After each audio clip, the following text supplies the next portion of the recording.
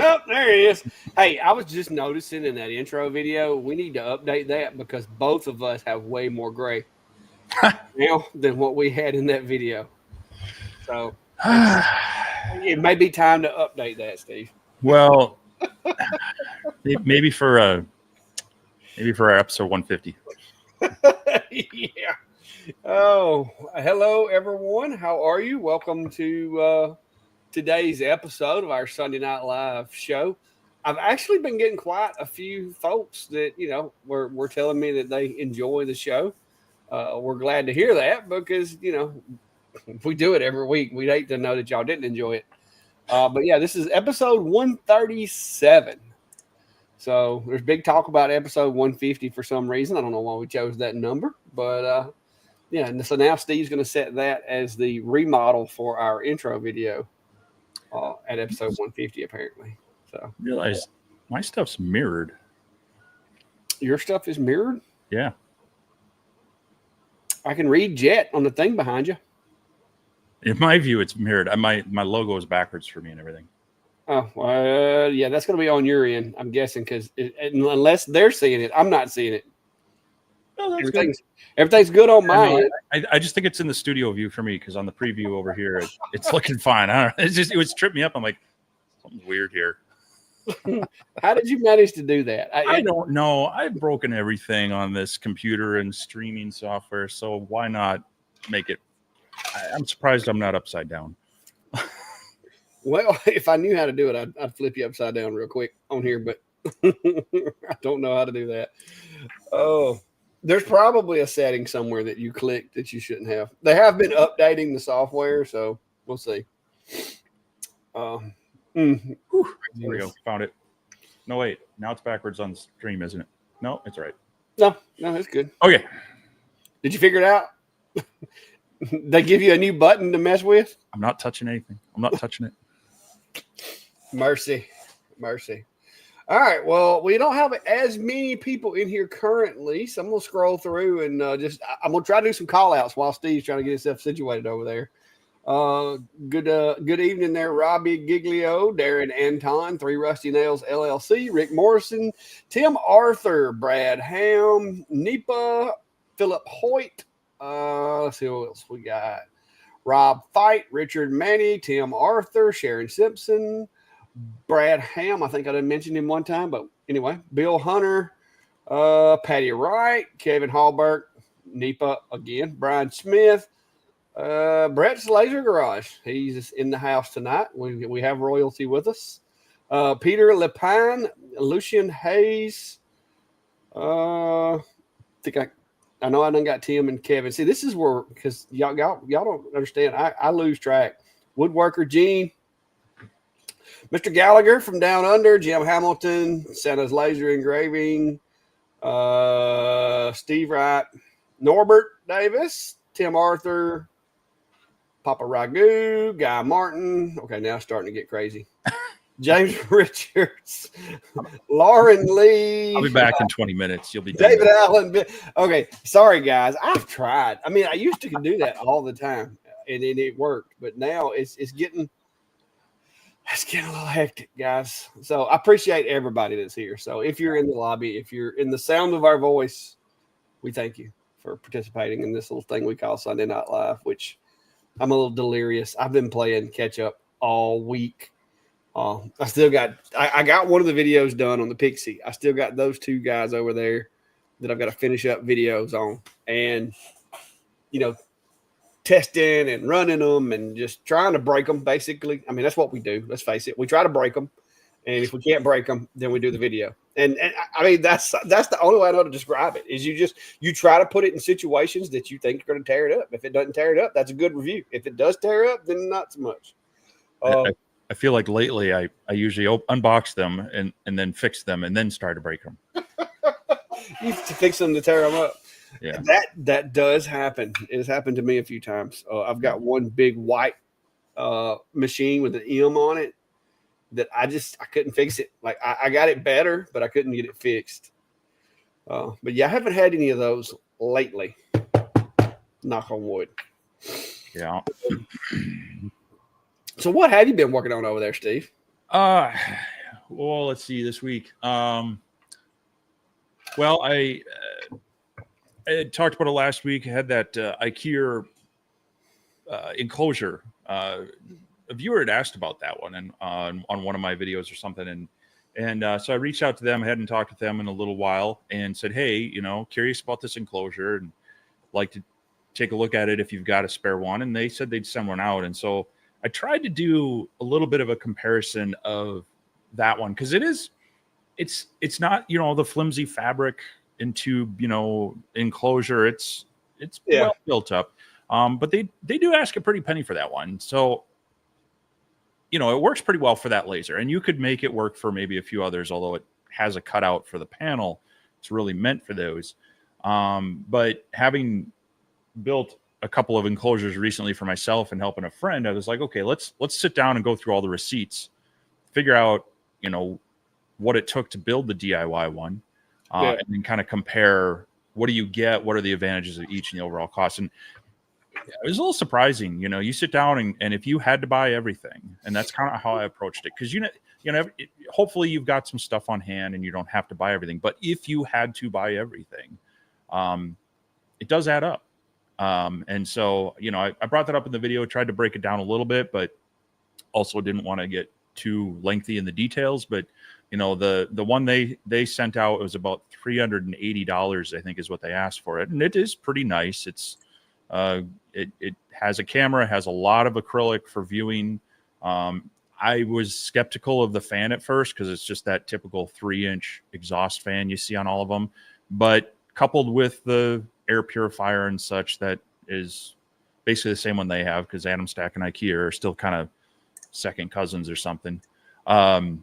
Anyway, it actually handled the smoke fairly well. I mean, you'd see a little bit of it, but it wasn't building up and it was moving out pretty quick. So, but I did total up everything for the latest build I did, and I actually came up with about $325 in costs, partially because plywood's expensive these days. A quart of paint costs $15-16 at Home Depot anymore. You add a $50 USB webcam for the Lightburn camera. The laser safe acrylic is, just one sheet of that 12x24 shipped from JTech Photonics. I mean, the sheet's $30 some, and then shipping was another 15. So that was another, it adds up really quick. So, the nice thing about the DIY, you can kind of make it your own. You can make it flexible to multiple lasers. You can add some features, but it's not necessarily going to save you. You're not going to do it for pennies compared to the other one. Was my point Anyway, so I kind of worked through that one, and then sometimes we talk with these companies and they ask us about things, and you don't hear about things for a while, and well, that showed up. So it's the OhmTech Polar Light, and it's a 55-watt desktop CO2 laser, and it is kind of the budget version of their Polar Plus. So a lot of the same guts to it, but they kind of pared it down to, they've got, they don't have linear rails. They've got kind of the steel rods and rollers like you see on the P2 and the original D1, things like that. It doesn't have a crumb tray. There's no touch panel. You have to run it through a computer. It has a little status screen, and that shows you like the water temperature and the milliamp rating, which is nice, but there's no operating this via USB and the touch screen, things like that. So, but I mean, for a budget desktop laser, it kind of, if you don't want all the bells and whistles or are afraid of the bells and whistles like we've seen on some lasers, this one might be something that is going to hit that price point. So it's more than a K40, because right now it's coming in at $1,800, and it does require the Pro version of Lightburn because it has a Ruida controller in it. So it's a little bit more than those, but it's definitely less than a lot of the others out there. The closest comparison would probably be like the Monport Reno series. It's kind of in between the 45 and the 65. And price wise, it does kind of land in between those two. So, going to be putting that through the paces. I did drop a little short video out today, just an initial test on some Baltic birch plywood, and it's working pretty well on that. But like you say, I'm gonna throw things at it, see what it can do, see what it can't do, and depending on the weather, I've got a couple days where they're telling us things could get dicey up here, and then I know you're going to be worse, but they're talking about another heat wave coming across the majority of the U.S., so that's going to make it fun as well. But we'll see if I can get maybe some initial stuff out by the end of the week on that one. So yeah, it's 80.5 in here right now. So the mini split has been struggling the past few days. Like which here in Alabama in July and August, it can get rough. Now toward the end of August and September, it'll to start getting back down to tolerable. But I'm thankful that we had a new heat pump put in the house. The one that we had in there since we built the house, it was 20 years old, 25 years old. We built the house in 2005, so I guess it was 20 years old, and it always gave us problems. Like we had to have somebody come check it like every year, sometimes twice a year. So we replaced it a few months ago or a few weeks ago. And I'm going to tell you, it has been so nice not sweating while I sleep. Because the other one had got to where it would get up to like 80, 85 degrees in the house during the day. And that's just ridiculous. Like for a while there, it was cooler in the shop than it was at the house. But now we got that new one in there. We upsized it. It was a 3-ton. We went back with a 4-ton. Was going to do a 3.5, but the local distributor for the equipment didn't have a 3.5, so they basically sold us a 4 for the cost of a 3.5. But it's a high efficiency, so it'll run at like 70% capacity. And so by it being, even though it's bigger than what we need, it has that dual stage, so it can run at a lower offset. And we're hoping that that's going to help with the electrical bill, as well as when we have those really hot days or those really, I don't know, I won't call it really cold, but when we get unusually cold for our area during the wintertime, it can hopefully, that little bit of extra will help keep us caught up. Yeah. So we'll see. So I have been doing one other thing playing this week, more so just this weekend. So I did pick up the Bamboo Lab P1S with the AMS combo. And so I've been kind of getting used to it and playing around. Well, I don't know if Brian's in the chat right now, but he asked in the, I think a few weeks ago, he mentioned these, I think they call them chunkables or something like that. And there's a guy who puts out a number of these, but so I had to 3D print a little Stormtrooper.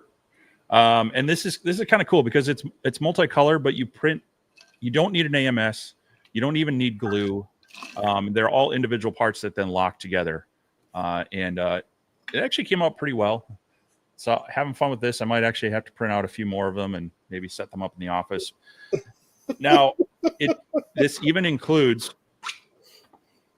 a Lego style head. And I have, this is supposed to be beige, I ordered a roll of beige, but I didn't realize I ordered the refill from Bamboo. So once I got done, as long as you got an extra spool, you'll be all right. No, you just got to print one. Oh yeah, I guess you can do that too. So this I have extra spools. So well, yeah, I mean, I probably do, but I've been ordering refills for things. But so I was able to print one of these out, so I'll be able to run that beige spool on there, and yeah. So I may, and that might be something I just do kind of a fun video on, comparing the printers while printing some of these, because why not? We don't always have to make our own stuff. There's a lot of cool things out there. So, and I got some people at work that are going to get a kick out of this. So that was the other thing I've been playing with. But that's the nice thing about the 3D printers. You kind of set them, make sure they get going right, and there you go. Now they do. Okay, he does have a Chewbacca, so that's about as close to a Sasquatch as you get. That's really close. But they want to know where you got the file. Let me find it real quick. And I'll share it. But yeah, I haven't been doing as much with my 3D printer in the past couple of weeks, but I will say, going from the like 50-ish% humidity inside the house to the 40% where I am now with the new unit is probably going to help with the moisture issue I was having inside the house. It's actually at 38% humidity inside the house now. So that ought to fare really well for 3D printing compared to what I had going on. Well, right now it's 62% humidity and 79 degrees out here. Out there? Yeah. Well, yeah, you ain't got any you ain't got no climate control. It's down to it's dry in here at 39%. What are you talking about? I got my portable AC running. Yeah. Okay. Yeah, that that outside humidity is not fun. No, we've had some storms roll through, and the other day I woke up and it was 91% outside after the rain, a couple hours after the rain, because everything was just sitting around. But yeah. All right, I'll find that model quick, and I think we are already getting behind on some questions, unless you got other stuff. No. I saw somebody ask something earlier. I meant to throw it up, and I got sidetracked. I squirreled.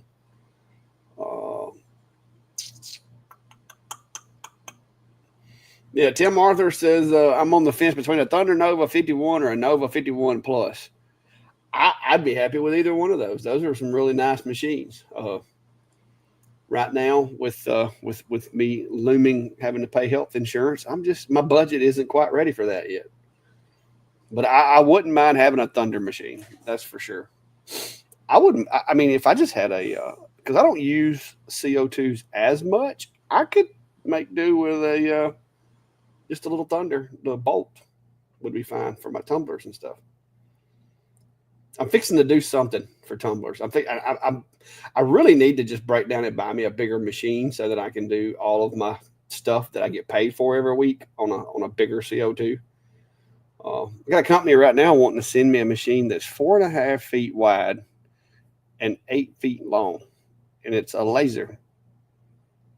And I'm like, exactly where do you expect me to put this thing? So I mean, maybe hang it on the wall. I mean, I don't know. There it was. Scott was asking what was a good software to clone a hard drive.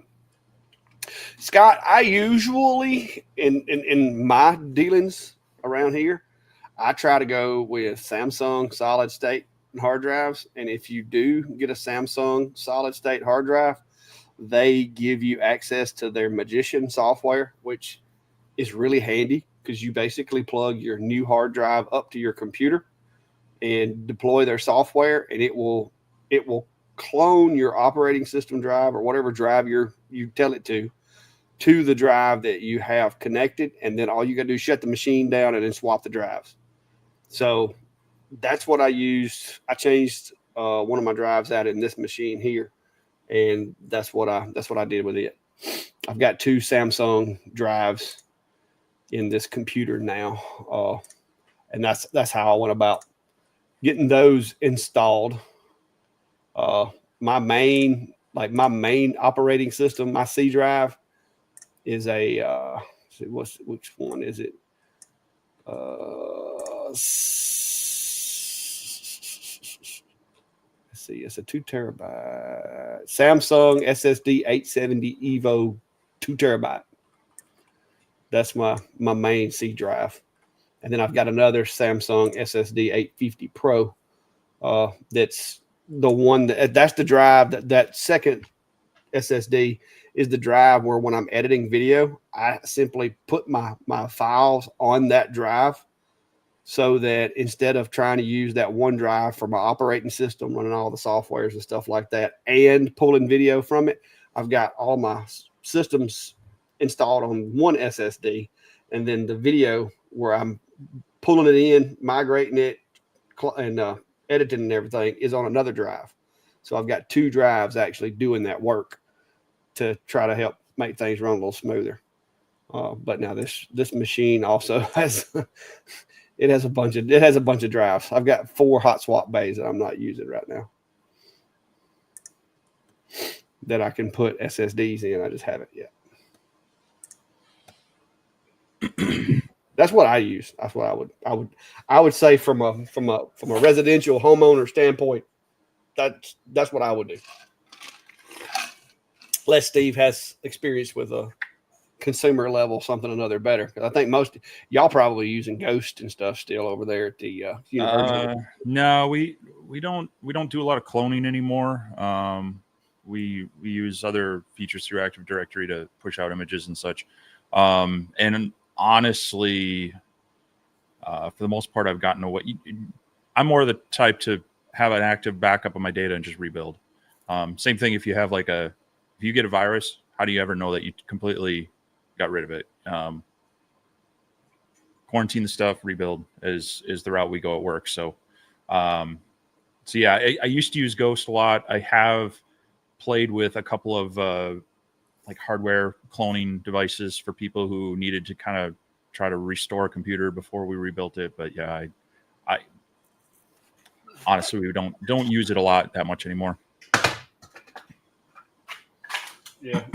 Matter of fact, I'm pretty sure, I don't know what I did with it, but well, there's my old drive. There wasn't anything wrong with it. It was a spin drive, Western Digital Black, and I wanted something with a little bit faster write times, so I went with the solid state. But that drive's actually still good. I just took it out. But I did drop the link to the Chunkable site on Fangs.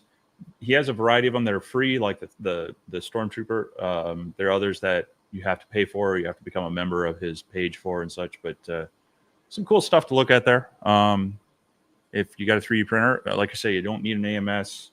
All of them are meant for like basic PLA and whatnot. So it's pretty easy if you've got almost any 3D printer, because the individual parts and the plates are, I think you could fit them all on a even like the A1 mini build plate. So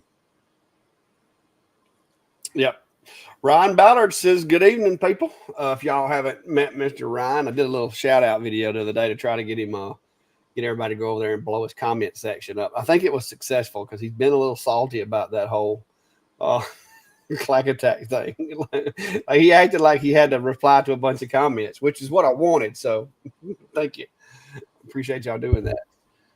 Yeah, Norbert says that most home builders undersize the AC units, and that's what I'm thinking happened in my case, but we got that fixed, and hopefully I won't ever have to worry about it anymore. Let's see what else we got going. If you see something, throw it up there, because I'm trying to scroll through these things. I'm just getting caught back up after finding that link. Oh,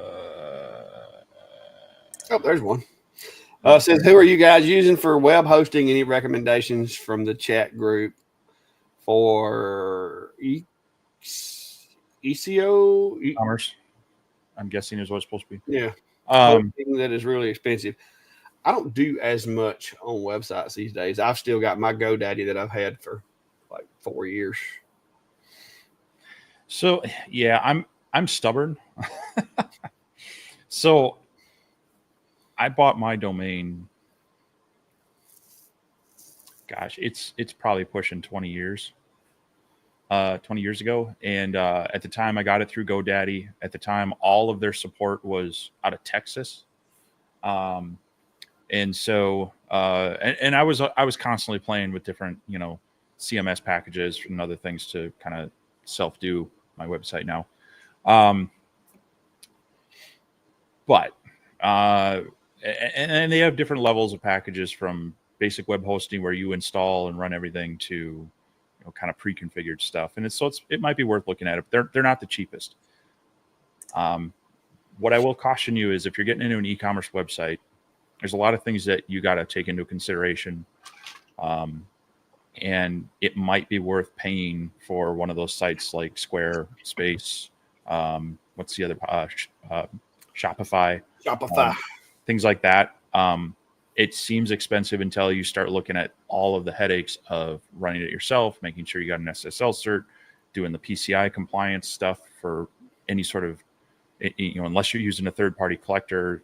There's a lot of things that, not to mention sales tax alone would drive you nuts. Yeah. So do a deep dive on all the things you need. If you're doing it as an e-commerce site, if you're just doing it, if you just want to do like your own WordPress site to throw up, you know, a simple website and be able to post some things, yeah, it's probably a cheaper way to go. But if you're wanting to sell things, you might find how quickly the other aspects of it cost you time and money anyway. So, but yeah, I think we're both on GoDaddy as far as that. I also have my email hosted through them with their Office 365 plan. It is kind of easier to have your domain and email and everything with one provider. So there's no finger pointing going on of saying, oh, it's a DNS thing here, or it's a, you know, routing thing there, or server thing there. It's nice to have just one place to say, hey, fix this. Yeah, that when I with the PD, when I managed the PD's website, we had, you know, all of our email addresses, and we had like the business package from Google, but yet we had a GoDaddy hosted website, and the DNS stayed jacked up on that thing because, you know, you on one hand your email servers are all pointing to Google, and then your website is pointing to GoDaddy, and it was very problematic. But I was experienced with GoDaddy for managing the PD's website for years. When I decided to set one up for the Shack, and I didn't want like anything too elaborate, and so, you know, GoDaddy was just kind of the obvious choice for me because they do have a lot of drag and drop templates that are kind of really easy to throw together if you're not wanting anything too intense. And like you said, with the email, I can bundle the email. I can bundle, like, I can have a members on area on the website and expand upon that. There's just a lot of things that I can do that I don't. And like, even like with GoDaddy, you can do, like you can host a Shopify store. So you have to put the plug-in in and connect everything and all that. But, you know, it's a full-blown sales store, because I've talked to May and Vinny about it, because, you know, they do online sales through a website. And that's one of the things that Vinny was like, you know, the sales tax and the, you know, shipping to these different places around the country, it generates, like you said, a lot of kind of things that you don't think about until you're doing it. And then it's like, oh my gosh, this is so much headache. I would rather just pay somebody to do it, especially if you're the creator, because now you're spending your days doing all these little minuscule tasks on a computer, trying to pay taxes and all that, submit paperwork and get, you know, whatever business licenses to do business in these other states and all that. But you could be just creating and letting somebody else do it and paying them the money. So I'm like you, unless it's gotten really big, I'm gonna third party that part of it out myself. Yeah. Seems like I got a weird delay on my video to audio, so I'm gonna reset something real quick and be right back. Yeah, you do kind of got a whole, you know, like I'm gonna 1980s kung fu movie look going on. I'm gonna kill one part of it and then rejoin with the normal webcam, see if I fix it. Roger. Well, I'm gonna go through here and see if I can find any comments and concerns, or, well, let me hide Steve. He just bailed without killing his camera feed first. But yeah, I don't do as much with a website as some people. You know, folks like Kim and Garrett and some of these other folks that have a big presence in a website would be somebody better to talk to on that form of it, because a website to me is basically that's just a place for me to be able to get up with people and get in touch with people, and kind of a hub to bring everything else together. So, is this any better? Yeah, you don't quite look like a kung fu movie anymore. It's something with Streamlabs. So I just killed Streamlabs, changed camera. Roger. Oh, so TJ got first order of 100-piece custom cork coasters. That's cool. Yeah, that's hey, when you get those big jobs like that, it's nice, but it'll put you to work. Hopefully you priced it right so that, you know, it ends up being worth it in the end. Sometimes we underestimate the time involved. What's up, Rick? How are you, sir? Got that CNC going yet? I hadn't seen any projects. Cody in the house. Hey, Cody. Let's see who else we got. Jeff Lapierre, I don't know if we touched on this, but asking if will most lasers and light burns work on a virtual computer. That's going to depend on how much resources you can put at the virtual computer. Light burn and the lasers, as long as it's I mean, if you're basing it off a Windows PC, it doesn't know it's running on a virtual computer. So you just need to make sure that that host has enough CPU and memory allocated to it. Now, Lightburn doesn't really take up a lot of processing power by itself for a single instance. So I'm going to say yes, but with the caveat of if you have it on a very slow machine and you've got multiple things running on that, and then you add in a virtual computer, it's going to slow it down. But no, Lightburn and the lasers won't know that they're connected to a virtual machine or not, as long as you give allocate enough to it. Yeah, I was going to say, when you spec it out in the VM manager or whatever, just make sure you spec it out kind of like just a basic, laptop that you would buy it, to use for that, and you should be fine. Which means that if your VM is on a machine that only has that much resources, it could get hairy. But hopefully, if you're building VMs, your machine's robust enough to allocate some extra. I mean, I ran Lightburn on a Windows XP machine. It was pretty much dedicated to my old laser, and I ran that up until a couple of years ago, honestly, because that's all I would do. I would fire up that machine. I would load up Lightburn. Yeah. It was on the internet, and I could pull down files from my Google Drive, but that's really all it did.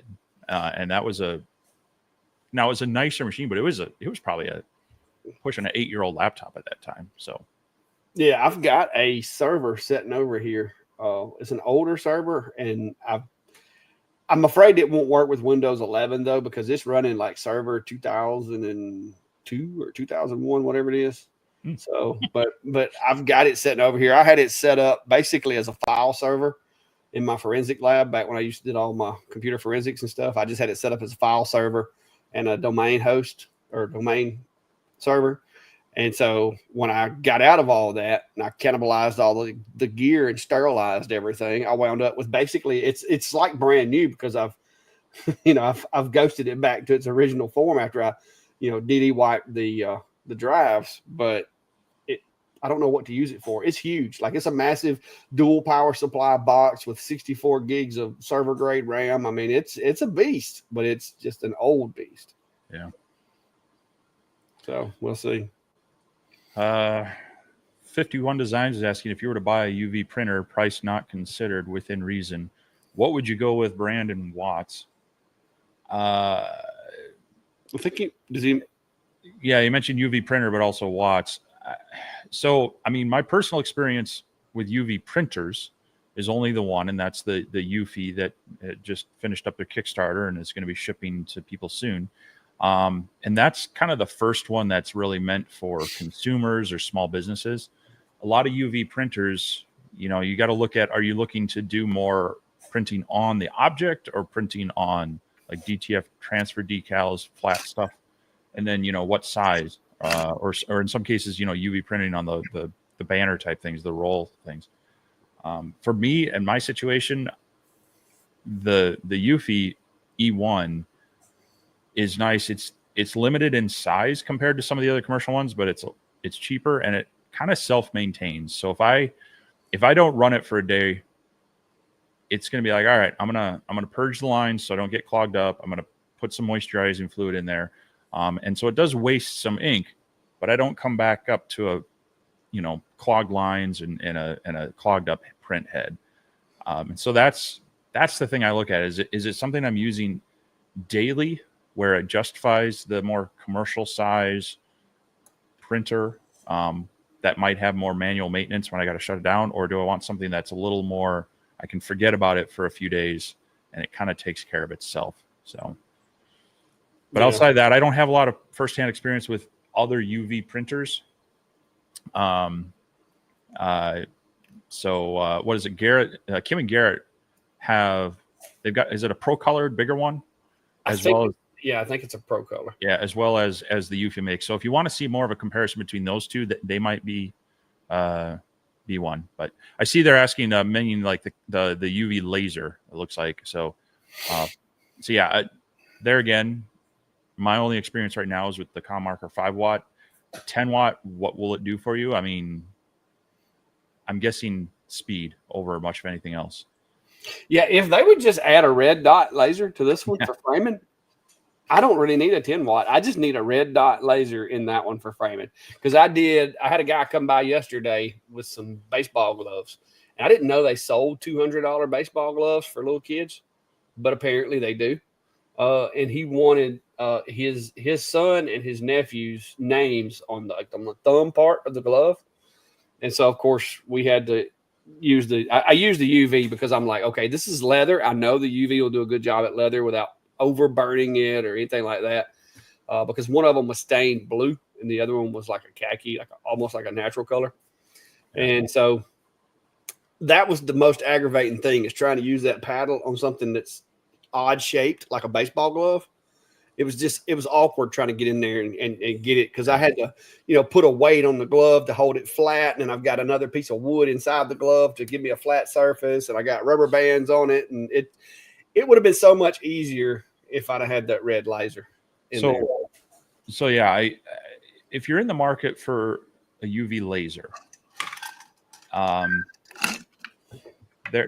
mean, like right now, the ones I've seen out this year already have been the Commarker Omni series, as well as I think Haoshin has one that's been out there a bit.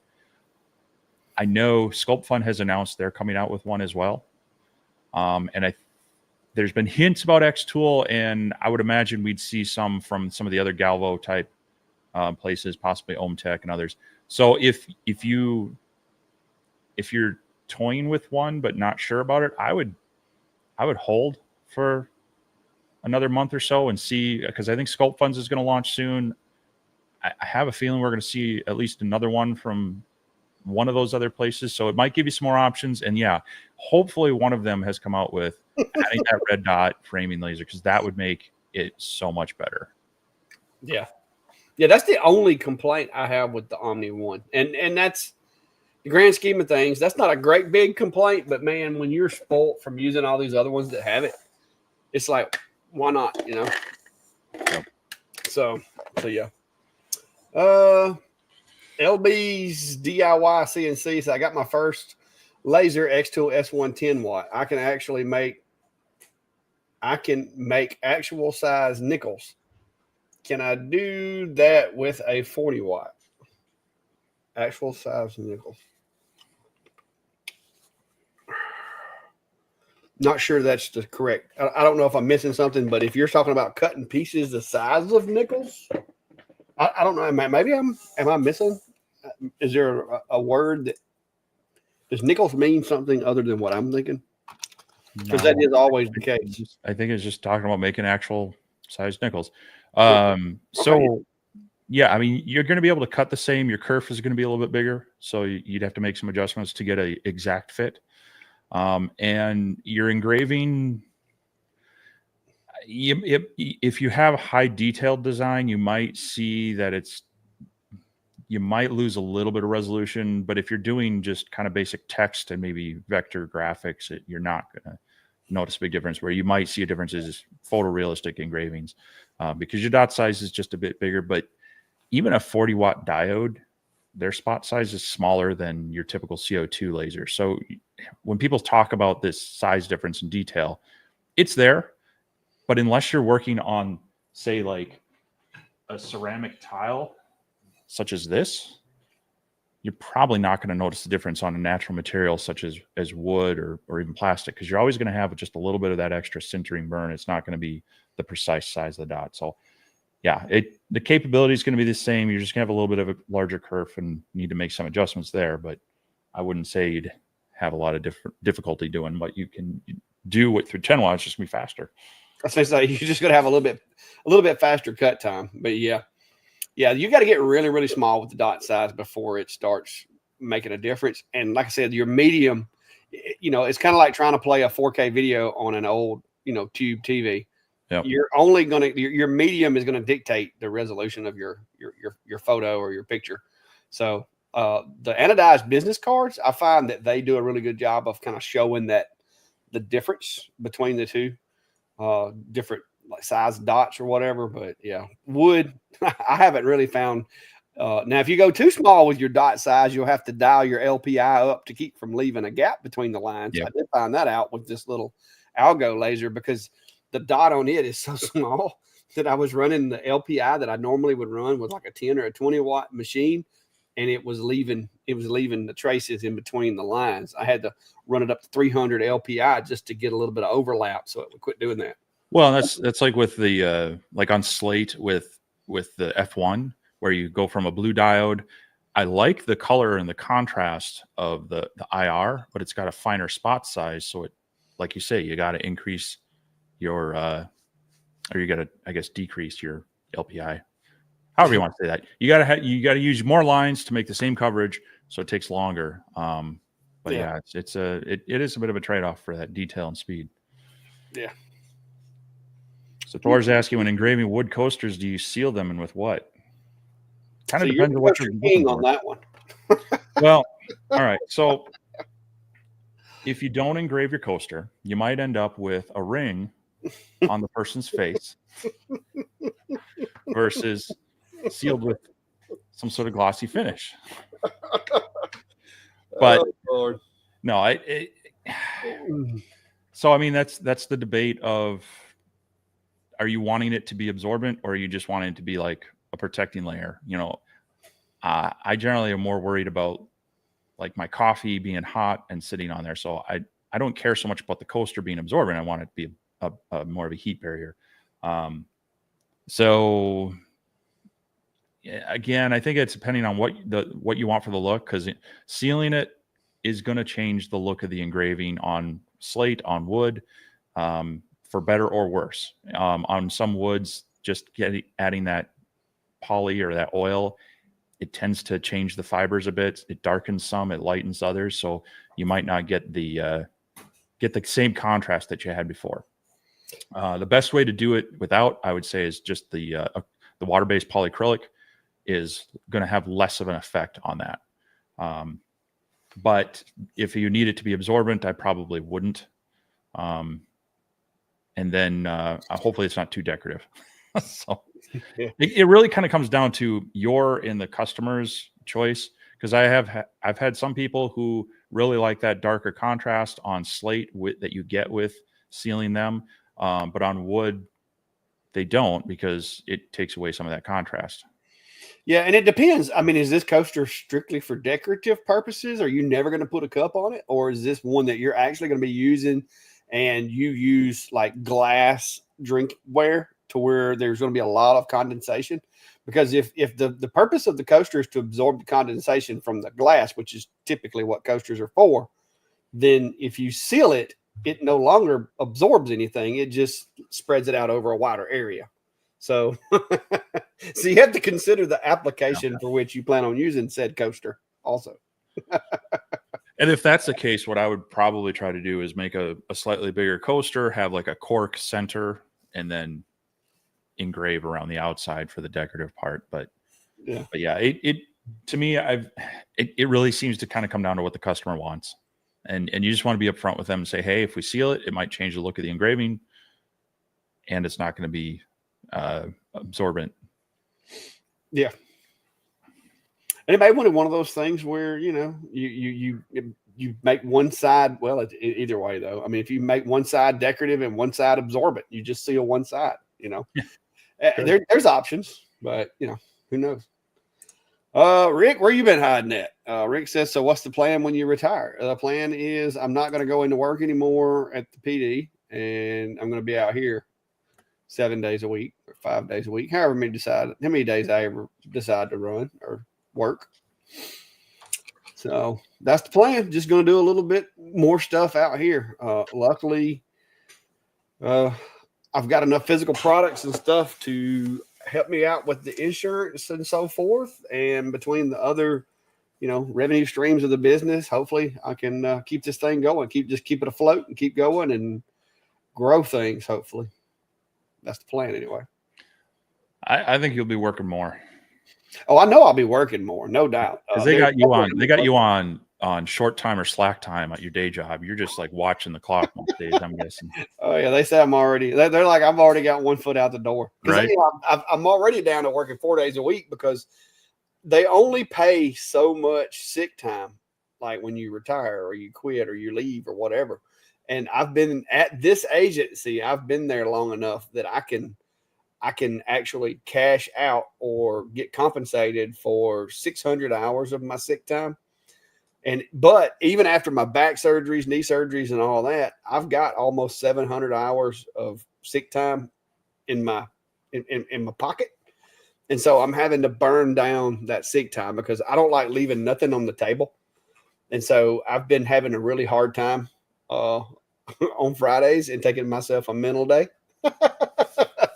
Because I figure, hey, this is my shop therapy. So on Fridays, I take off from work, take a sick day, and I come in here and I do shop therapy.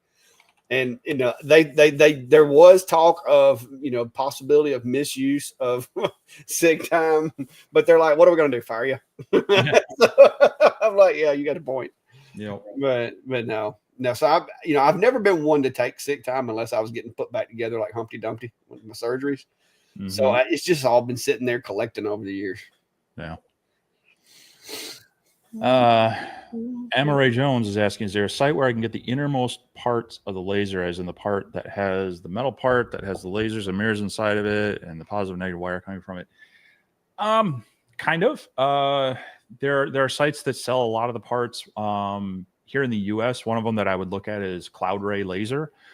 They sell both lasers, but they also sell, you can get like they have a set where I think it's like the laser head, the stepper motors, a lot of the mirror mounts and such, but then you're generally building that onto your own frame. You probably have to buy like like the aluminum extrusion parts or whatever you're going to build it on, and then mount these things to it. You probably have to get your own linear rails and such for transmission and such, but there are places that you can buy those parts and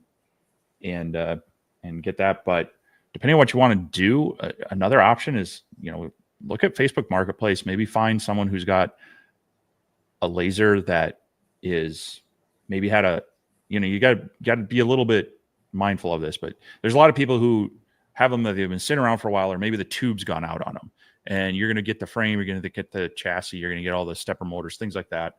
But maybe you have to swap out this power supply and the head, or maybe you want to use those parts and extend them into something else. That's another way to look at it. But it's always a gamble, because anytime you're buying something used, you don't know if you're getting a deal or someone else's problem.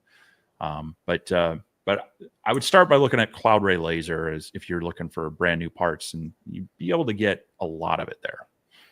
Yeah, it's almost, I think he may actually be talking about the actual LED emitter from a diode, with what he's saying, with it being metal with the mirrors and everything in it. I'm thinking he's talking about the like legit the diode housing, which I don't know. I mean, like you said, you could always buy one or get a module and you can have parts. Yeah, I mean, you can.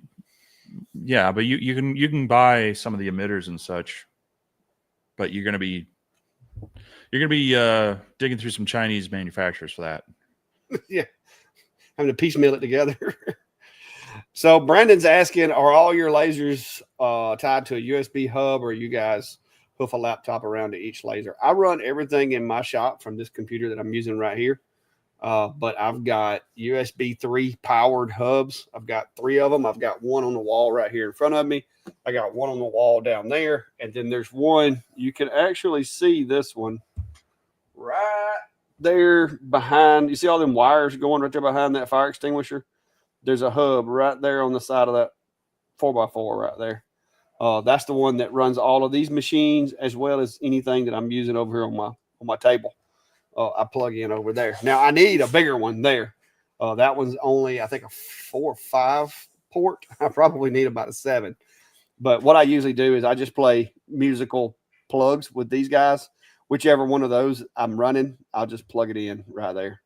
Now, like my F1 Ultra that's on the other side of the room over there, I run it on Wi-Fi, as well as my S1. My S1 is sitting right there, and it's on Wi-Fi.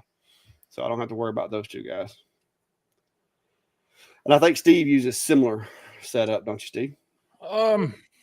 Yeah, I have on this computer, and kind of have my lasers along here. Yeah, I've added an internal PCI USB 3 card. And then I have a couple of USB hubs off of that as well. But I also do have a laptop that, so like down in my basement, I have another computer in that shop, but sometimes I run it off the laptop. Or if I'm testing a laser, a lot of times I'll do it on my assembly table back there, and there I'll run it off my laptop again. So it's a little bit of both, just because of my the space between some of these areas. It would be really awkward for me to try to get a USB connection from here over to there without running it across the floor and tripping on it or disconnecting it. So, Yeah. but yeah, I have Lightburn on more machines than I'd like to admit, because I also have it on my office. I've got a laptop, multiple machines. And then I use Google Drive. So if I'm working on a file on one, I just save everything up there, and then I sit down at the other one, load it up from there, and I can run with it that way. Yeah. Brian is saying, would you explain your UV printing experience so far? Talking to me. And Brian, my UV printing experience so far is pretty it's pretty impressive. I've learned absolutely nothing because I don't have a UV printer currently. Because Steve gets all the cool toys and he is Eufy's golden boy. I am not their golden boy. I never got one of those. Out of us two, maybe, but no. I never got one of those. I don't get the cool things. Steve gets all the cool toys. Now you've got some UV printing experience. I've seen your farmer's tan. I mean, I don't know if you can count that, Steve. What? UV rays are changing the color and the pigmentation of your skin. And I do got a bit of a redneck there. There you go.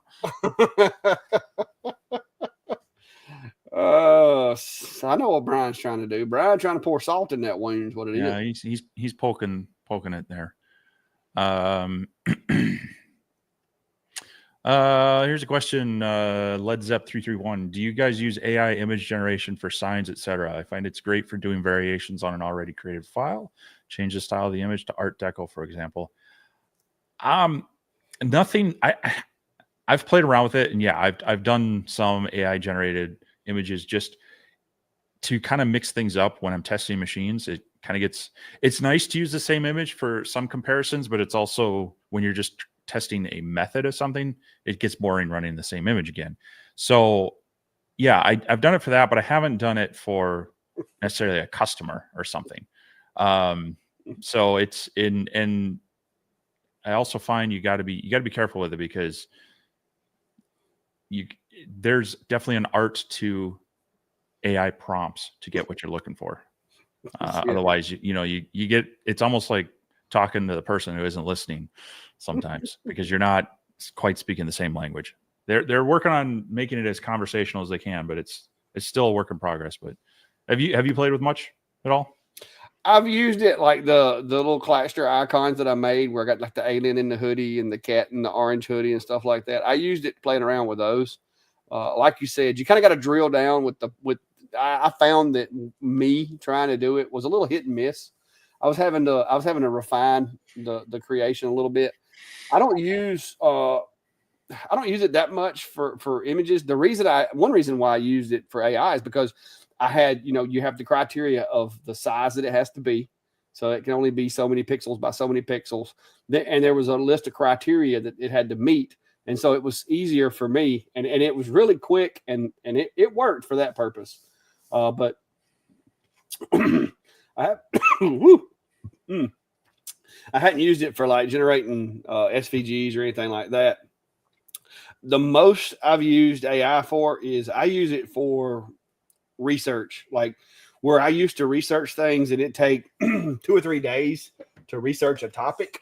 I can now go in and I figured out how to basically do my research and have it output it like back to me in either a spreadsheet or graphs or pie charts or whatever. And I like doing that because I'm just very analytical when it comes to doing research. And so that, to me, that is probably the most use for AI. And of course, a lot of times if I'm writing something, I'll drop it over in there and be like, hey, proof this for me. And then have it rewrite it if it finds any things that needs to be adjusted or whatever. And that's really handy because I do a lot of like press releases and, assist with search warrants and stuff like that. So a lot of times it can take a day's work and compress it down into an hour. Yeah, I sometimes type up an email and say, "Hey, make this sound less angry." Yeah, I was helping somebody the other day with a resume, and I got it typed up, and I was like, man, it just doesn't sound right. So I'm like, I wonder what my AI client could do, because I pay for it. I'm like, I might as well use it. So I cut what I had and pasted it and told it to refine it for me, and it was like, wow, okay, yeah, that works. So it was literally like 10 seconds. I was like, that is unreal. It has its uses, but I'm not fully utilizing it yet. But I pay for it mostly for researching, because it can research the internet in a matter of seconds. Stuff that it would take me Googling, it would take me days to compile the data. Yeah. Cat hair flying around in the air in here. Well, since you're choking on that, well, here's a question for you from Thor. Wondering, do you mill lumber? And if so, what would you say the rate would be? He and his brother bought a mill and working on a solar kiln. Well, I did. I started out that way. Matter of fact, that's where all this wood come from. Is in here. These are hurricane downed tree logs that I salvaged and used to make my shop out of. I haven't done it in about 3 years commercially as far as selling it. If you'll ask around, if you'll shop around and look in the area, if you're going to be drying it, of course, you're going to get to charge a little bit more of a premium. Just make sure that, get the hang of the kiln, because I'm going to tell you now, mine is not a solar kiln. Mine is electrical. But there's an art to drying lumber. If you dry it too fast, bad things happen. If you don't dry it fast enough, bad things happen. Because if you go too slow with the drying process, you end up with mold and mildew. If you go too fast, you end up case hardening it or causing it to check or split from one end to the other, or bow or twist or whatever. So there's a process to it. I did, when I first started doing this, that's how I got my shop started. Was I was selling material off of the sawmill. Like, I would go rescue a cedar log, cut it into 3-inch slabs, 16 inches wide, and I'd sell those for $300 a piece. And I couldn't get enough of them, because with cedar trees, typically when they get that big, they start getting those spongy spots in the middle of them, and they're just not great. So if you ever find one that's like solid all the way through, man, you can make a killing off of that thing. So I paid for my meal within the first year after I bought it, and I wound up finishing this shop. I built my own kiln out of lumber that I milled off the mill. I built the shop that's around my mill. I built my mom-in-law a back porch. I built a bunch of stuff off of the sawmill. And then once this started getting busier, instead of doing as much with the sawmill, I started doing lasers and kind of just drifted away from the sawmill, because that's a lot more work than engraving, 50 tumblers. So what you're going to want to do is look around in your area, shop around, call people and ask them, call competitors and say, hey, how much do you charge? Typically, they're going to tell you they'll do it for so much a board foot based on what kind of material it is. Pine is probably going to be the cheapest material to do. Like some woods like cedar and cypress and stuff like that would probably be pretty cheap, because the kiln drying process of those woods is really quick compared to, pine, cedar, cypress, poplar, stuff like that. It dries relatively fast. You get into the oaks, black walnut, hickory, pecan, stuff like that. It takes a minute. Like, you're looking at, like, especially in a solar kiln, you're going to be looking at like 6 weeks to dry it. So your turnaround is going to be what's going to suck. But yeah, it's just, that would be my advice. Go around and ask. I think back used to, it was like 45 cents a board foot processing just for cutting it. Because I used to have people bring me a log. They'd be like, hey, my granddaddy planted this before he passed away, and then the weather blew it down, and we want this log cut up into boards, because me and my brothers, we do woodworking, and we just want it cut up into boards. How much would you charge? And they would literally bring the log to me on a trailer. I would take my tractor, lift it off, put it on the sawmill, chop it up, put it back on the trailer, and charge them a couple $100 for my time. But it's board foot rates is the way to go. But then you got to learn how to calculate board foot and all that. But there's a cool little app for Android and Apple phones that will do that for you. Just put in the the circumference and the length and all that, and it'll figure the board feet for you. And also be prepared and tell them if it's a yard tree, you might as well go ahead and tell them every time you hit a nail or whatever in that tree, you're going to have to get a blade because you will lose your rear end on a tree if you don't watch it. Because I've had them bring them to me and I've metal detected them from one end to the other and still end up hitting a piece of a old clothesline or something because they want to bring you a tree out of their backyard that's been there for 100 years. And 100 years worth of people driving nails in it. It makes for a long day at the mill. A lot of people don't. They'll just turn down residential trees. But it depends on the sawyer and such. So, but yeah, a lot of them they'll say if we run into anything, it's whatever a $40-$60 charge because they're basically they could probably get it sharpened, but they're going to charge you for a new blade because they don't know if that blade's any good. Yeah, I mean, it goes through it. So I was going to say, it depends on how many teeth you knock off of it. If you get lucky and don't knock any teeth off, you can probably sharpen it and reuse it. But yeah. I have hit them to where it just stripped 4 or 5 teeth in a row off, and there's not a whole lot you can do about that. Yep. It's hard work. So Dave's asking, he was asked if he could cut a pattern in thin aluminum. I don't know, but I've got an F1 Ultra and a P2S to work with, so over to S2. It's going to depend on how thick that is. If it's really thin, yeah, the F1 Ultra could probably do it. I mean, we're talking like thin aluminum card thin, not 1/8 inch thin. So yeah, the P2 isn't going to really do anything to it. You really need the fiber, and the F1 Ultra at 20 watt fiber, it's going to take a while. I did some testing on ornaments with both some aluminum and some brass, and I think I was at something like 60 to 80 passes to get through it. And that was, gosh, that was not some thick stuff. I'd have to go back and look, but it was pretty thin stuff. So technically, yes, depending on the time and also what you're considering thin aluminum.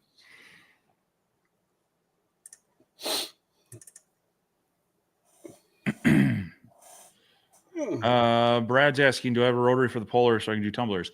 They didn't send one with it. I think it only has space for a roller rotary. So it's possible that I could make one of the others work, but I have to check. I think it's got one of those 4-pin aviation plugs in it. So they do have a rotary port on there, and I think they have a model that comes with the roller rotary, but no, they didn't send one with it, so it probably won't be part of the initial testing for it. But knowing what it is, as far as a 55 watt CO2, I used to do tumblers on my 50/60 watt CO2, and it worked very well. So I wouldn't have any doubts it working. It's just how well you can get the actual chuck or the actual rotary device in there. So.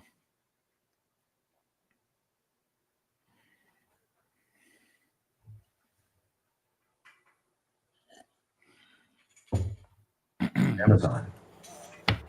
Well, according to Amazon, my re-up of bamboo cutting boards has been delayed, guys. Oh no! Whatever will you do? Luckily, I'm down to half a box. I reorder and I get down to like half a box, so I'm good. I just did 3, and I noticed that I was running low.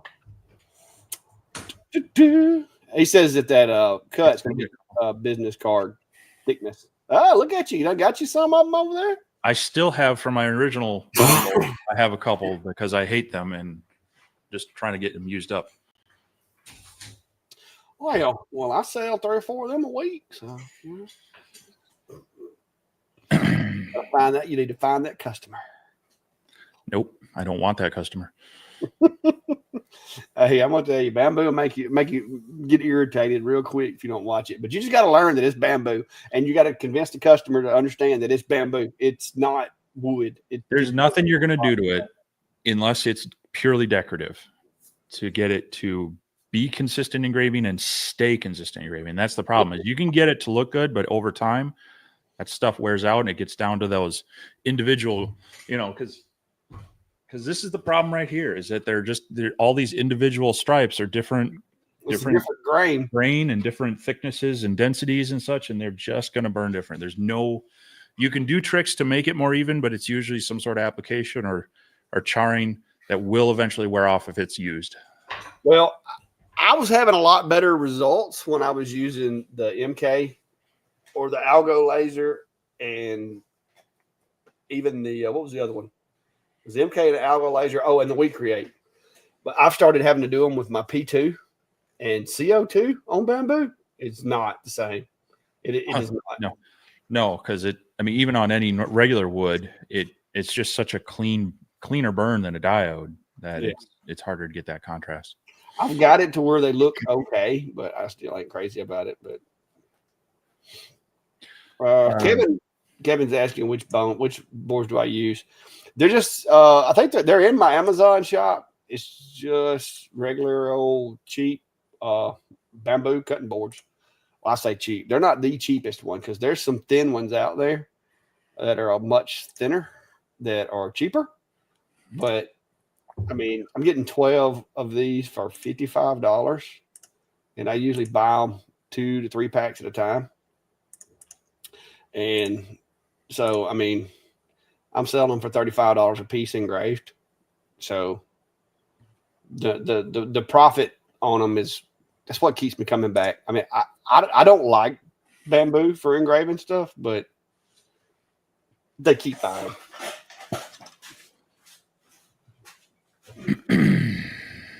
See, this is the P2. This is the X-Tool P2. And these have been washed in the sink with soap. So this is what you get at the end of the day. That's what you're talking. That's some of that really hard contrast right there that you're talking about. See, and that just drives me nuts. And yeah, I'm not crazy about it, but like you said, there's nothing you can do. I mean, yeah, I could throw this one away, I guess, and hope that the next one I did turned out like this. But I'm not throwing away a $5 block because the only way to know is to engrave it and see how it responds. But yeah, these have actually been through the I'd not say dishwasher, but I took them and put them in the sink with some, and I put just like a drip of dishwashing detergent on them, and I take that little brush thing and scrub them with it. I had these all invoiced up and ready to deliver. I took all the stove covers and delivered them. And then when I went to go back to the car to get these, I realized I had left them laying on top of the laser over here. But yeah, see there, you can see the spatula on that one is a little darker because it's in there where the B is over there. But I mean, like I said, there's nothing I can do about that. I have done all the voodoo I can to get that CO2 laser to make them that dark. And it's tough. Yep.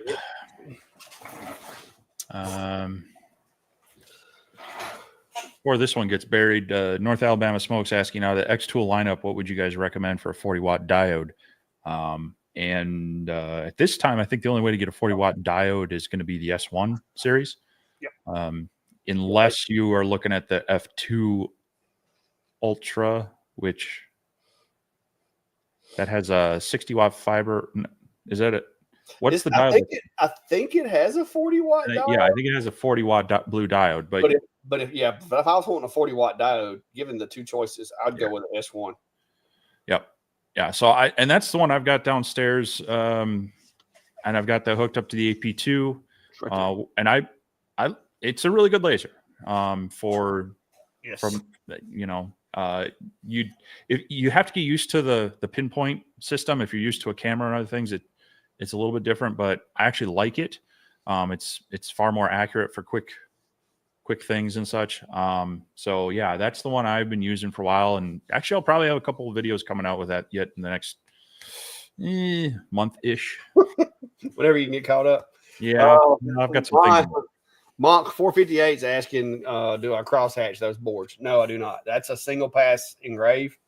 But I do, like, whenever I go to use a different machine, because I've used almost every machine I've ever had in the shop, I've used it to do those for a little while for my customer. Like when I had the We Create sitting over here, I used to do those on it. I had built me a little jig that I put in there. I had the MK Rolly MK2 sitting right there.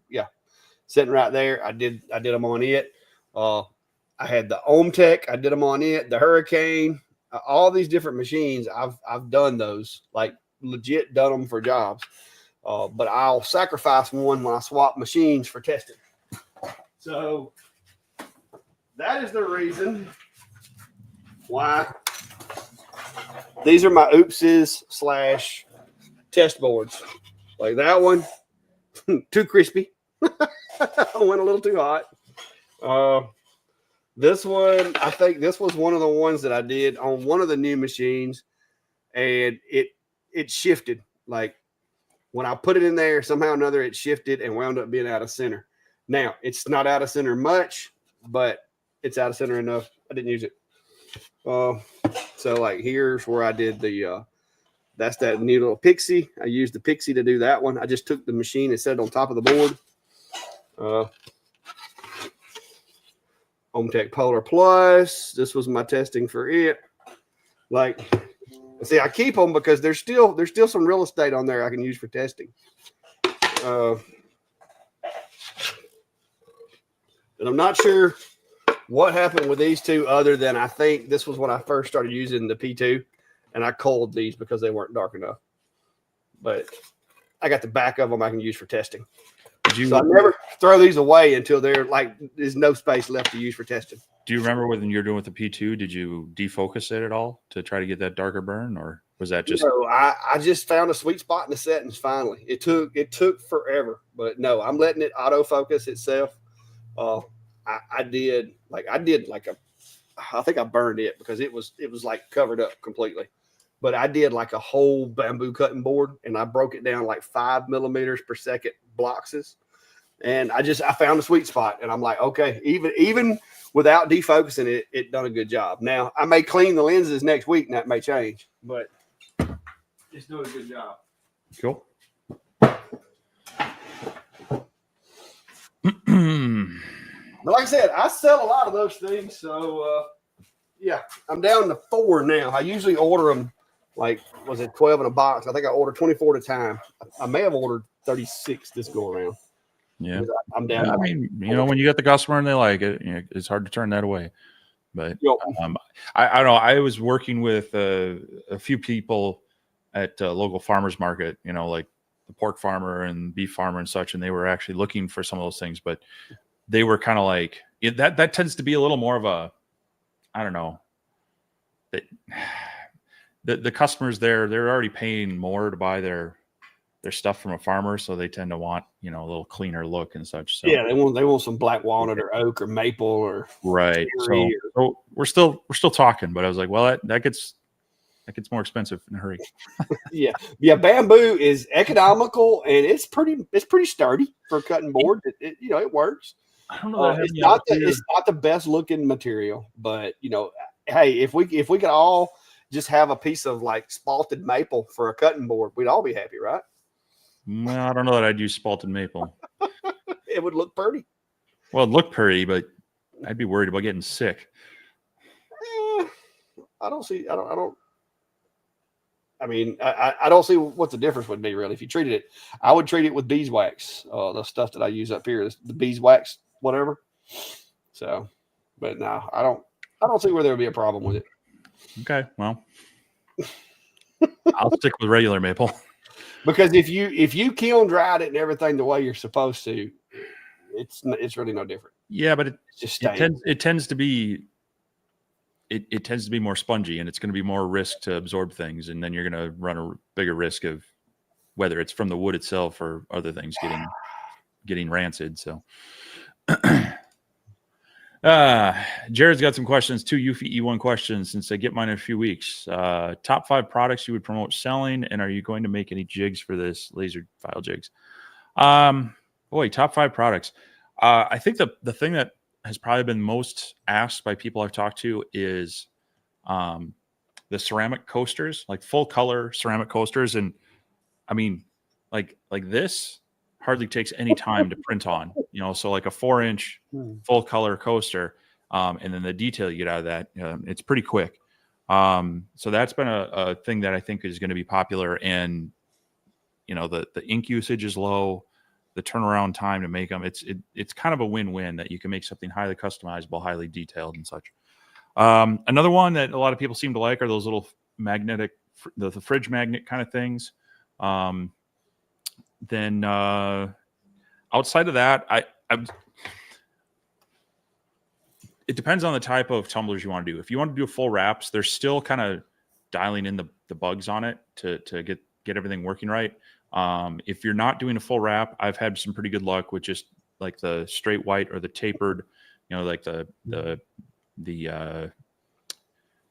powder coated has a little bit of a grit to it. Not so much the super clean, shiny ones you'd have, but yeah, those I think are also going to be popular as well. But outside of that, I mean, you really want to, those are kind of the common things that everybody's going to probably make. So that would be if you have an audience and you want to offer it.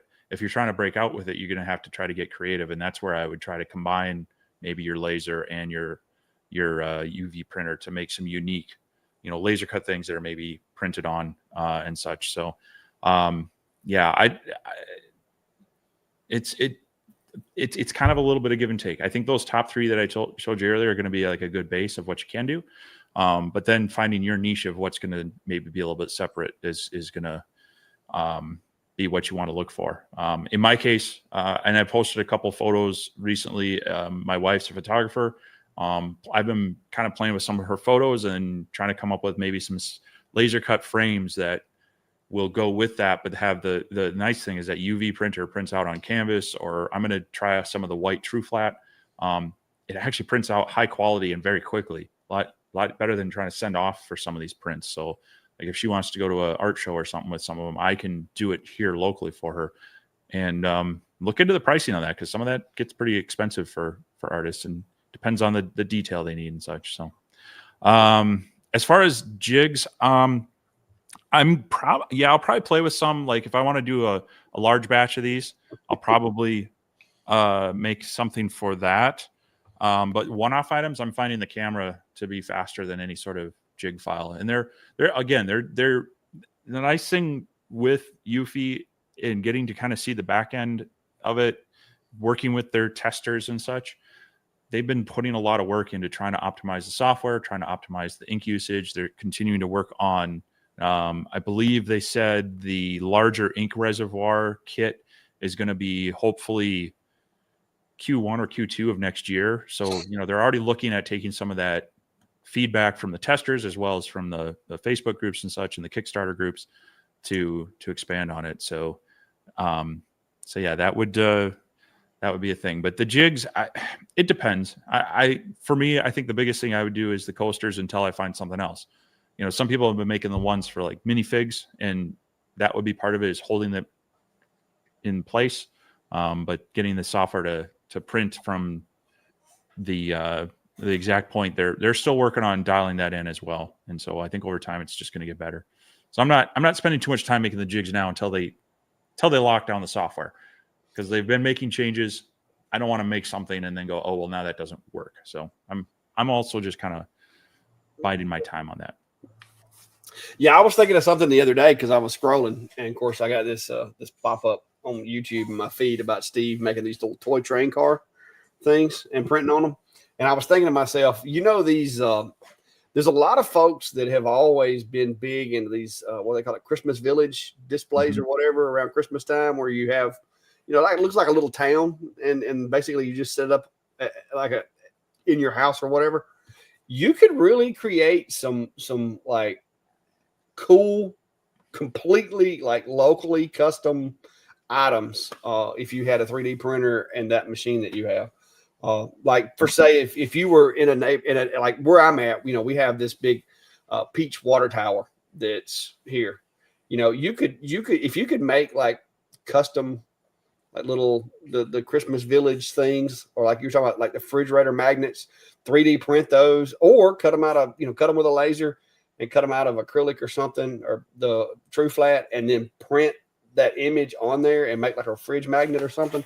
Those would be some pretty cool ideas. It does open up some doors, and hashtag Steve gets all the cool toys. But I haven't had a chance to use one, so I couldn't tell you how well it works. But Thor's asking, any luck engraving acacia cutting boards? I've done a few of them because I've had people bring me cutting boards that they purchased at Hobby Lobby or somewhere like that, and they're like, hey, can you just put my logo on this, or can you put this text on it? For like a lot of them they get those big round ones from Hobby Lobby to use like for a wedding cake or something, and they want like the date, like the Smiths, established whatever put on the corner of it. I've done some of those, and it graves. Basically, if I see acacia come into my shop, I'm going to run basically the same settings I run for black walnut or oak, because it works. Wood, pretty much, there's like 2 or 3 different settings that I'll run for woods. You've got like the hardwoods, cedar, because cedar is kind of in a category of its own. And then any member of the poplar family, whether it be a magnolia, poplar, tulip poplar, all those. There's like 3. That's probably the 3 set. Now, hickory and maple, you kind of got to bump up the power just a little bit for those 2. But yeah, there's only like a handful of settings that I'll use with actual organic woods. So I actually have a video that I did with some acacia boards that you can buy on Amazon. And so I'll link that out there. It is better, but it's similar to bamboo, where it depends on if you're getting, they throw in a lot of the heartwood and a lot of the sapwood, and you're going to get some of those differentiations there again. So you want to be careful looking at the actual layout of that board. If you've got a lot of contrasting grains and materials in there, you might want to try to avoid those, work your design around them, or maybe flip it over to the other side. But yeah, I find them a little less irritating, frustrating as bamboo. And so it is it's similar price, maybe a little bit more than the bamboo, but I think that's just a little bit higher quality. But you do still run into some of that, the issues where you get the really white sapwood versus heartwood, and then you get a little differentiation. But yeah, definitely something to try. And someone gives me that over bamboo, I'd be much happier that way.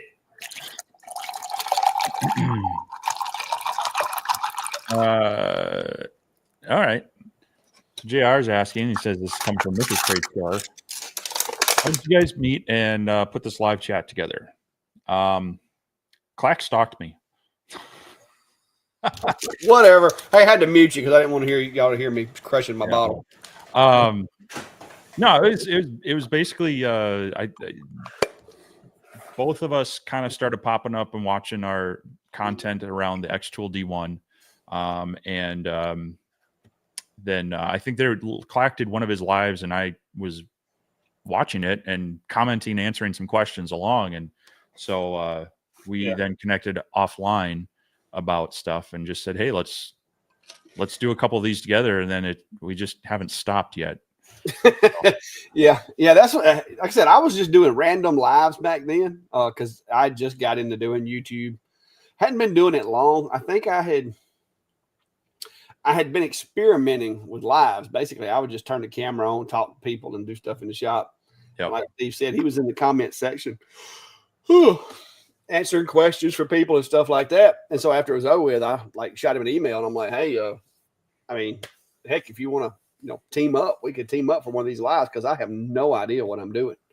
And at that time, we didn't even have a software then. I don't think. I think we wound up getting Restream, the free. I think we used the free version the first time or two, and of course that was that didn't work real well. It didn't take them long to convince us that we needed to spend some money with them, and so we wound up getting Restream, and we used it for the first about a year and a half, I guess. Mm-hmm. Well, it was about a year that we actually had the bought version of Restream, I think, but no, maybe 2, because we wound up updating it like as a renewal. Like I think I bought it like a month or 2 before my license ran out. That way we had a plan B just in case it didn't work. Mm-hmm. I think that's what it was. But yeah, we just hadn't quit yet. I mean, it's continued. Yeah. No, I think if anyone was a stalker, it's probably more me, because my wife kind of jokes that I make all these long distance friends way too easy. In pick whatever hobby or activity I get into. I get online and I start getting into whether it's, it used to be forums and other things. And then now there's Facebook pick groups and things like that. And so, it's been multiple times where I've gone on a road trip, whether with friends or myself, and I'm like, oh yeah, I'm going to meet up with this person. She's like, okay, I hope they're not, a serial killer. So, but yeah, it was just basically a common interest, and through this platform that we ended up starting to collaborate on things, and it's worked well. I said, how many first? I'm getting asked questions about the first Sunday Night Live. Let me look back and see when it was. I don't even remember exactly. I think it was in December. Yeah, because I was down in the basement and it was chilly out here. So yeah, I'm gonna go log into Studio here and go back and see when the very first one was. But yeah, it was just one of those things where a lot of the things about us are polar opposite. Like there's so many things that we don't do the same way, or we don't necessarily agree on, but the fundamentals we're in the same. We both agree fundamentally on the way that we think machines should work and the direction of stuff or whatever. So I think that's what has made it work as long as it has, is just the fact that we both bring a different perspective to the table, and even though we may not 100% agree with each other, we have enough respect to kind of like at least look at what is brought to the table and say, okay, yeah, I can understand that, but I still don't always agree with it, because we don't always agree on everything. But it looks like it was it started off the first one I've got where we were together was December 4th, 2022. December 4th. Yep. Okay. Yeah. For this. Like yeah, because prior to that it was live at the Shack. Yeah. And, yeah, I don't know how many people were live in it. Let me just click on this and play it and see what it looks like. I'm afraid to even see what this looks like. Oh Lord, guys. All right, here goes. Yeah. That was in November of 2022. Yeah, the Shack. Like, you see that door's open. There's no air conditioning. That old table. I got those. People talk about cheap enclosures. That enclosure over my shoulder was made out of scrap wood off the sawmill. That other enclosure was made out of plywood. Yeah, that's some classic Clack Shack right there. Now that's been a minute. And then let's see, that was the live at the Shack. All right, so that was in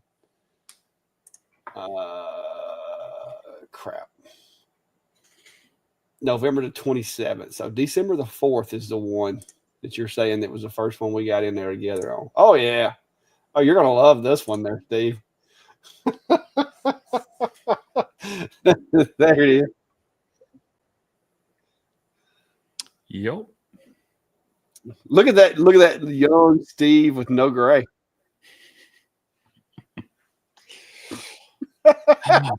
This is what 2.5 years of YouTube lasers will do to you. Yeah, look at that old K40 out there in the background. Yeah. Or M40. That was my old D1 enclosure that I had for the longest. Man, this place has changed a lot. Like that was when things were just getting started. But yeah, that's how it started. Like I said, one week he's all up in the comment section. Next week I'm like, hey, I'll figure out how to do it and we can go live together. And that was, like I said, that was December the 4th of 2022. So I guess this December we'll have a 3-year anniversary of the first Sunday Night Live, won't we? And we haven't missed a Sunday since. No. Boy, I think there were probably like 10 people in there, wasn't there? I meant to look. I didn't even look. Yeah. I don't know if you'd be able to see that. Well, you might be able to look back, but I think we flashed this one up there, but didn't necessarily answer it. And I'm getting a little behind on comments, but they're asking for general use, what desktop 55 watt laser would you recommend? What are your thoughts? You've got a few of them that you've played with recently. It depends on, first of all, do you like Lightburn or do you like XCS? Uh, if you don't, if you're not, leaning heavily XCS, then I would say either the Atom Stack. I mean, I still like the Atom Stack Hurricane. I like that. It was simplistic, functional, easy to work on. I mean, I liked it. I also like the Ohm Tech over there. I have no problems with the Ohm Tech, and I like my P2. The P2, if you're going to get an X Tool P2, just go ahead and come to grips with the fact that whether you love Lightburn or not, you're going to use XCS. Because if not, you might as well just go ahead and get yourself an Ohm Tech or a Hurricane, because you're not gonna get the full potential out of a P2 unless you run XCS. And I like my P2. I really wish I had the new P2S or whatever it is, the newer one, but I like my P2. It does a good job. Uh, the bed, the way they built it, the bed seems a lot smaller than like the Ohm Tech and some of the other ones, but it's just because of the way the chassis kind of sits in there and limits moving pieces around. But I like it. I hate doing tumblers on it. If you're wanting to do tumblers, do not get the P2. The P2 they screwed up tumblers on the P2, in my opinion. If you want to do tumblers, get the S1. Maybe they'll come out with a CO2 wavelength module for the S1. That would be perfect for tumblers. Don't think that's going to happen, but yeah. Yeah, I think it's hard for me to say right now. I just got that Ohm Tech Polar Light in, and so the ones I'm looking at as far as desktop are more of the budget wise. I do have the original P2, and it's been a stable CO2 in my shop for the past almost 2 years, I think, when they arrived. And so it's been solid for that. It's worked well, and like Clark said, as long as you get yourself comfortable with XCS, it works very well. It's one of the most accurate cameras because it has both the wide angle off the back and then that moves the head over to be right over top. So, but it's a little expensive compared to some of the other options out there. I've only had this Ohm Tech Polar Light, 4 or 5 days. Just started using it the past couple.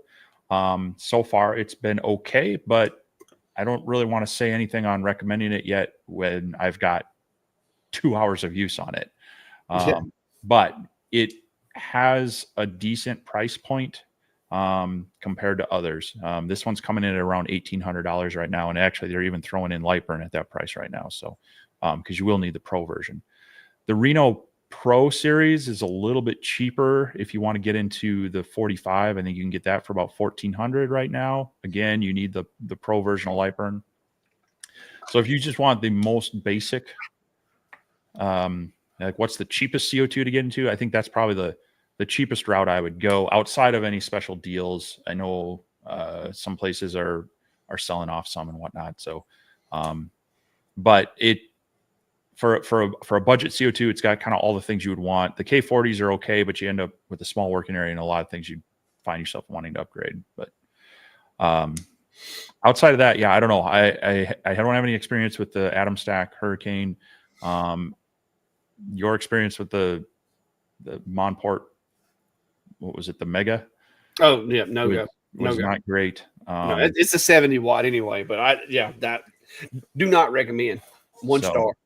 So yeah, if money's not an object right now, I'd be looking at probably, the X Tool, or maybe, depending on what you consider a desktop, the Thunderbolt.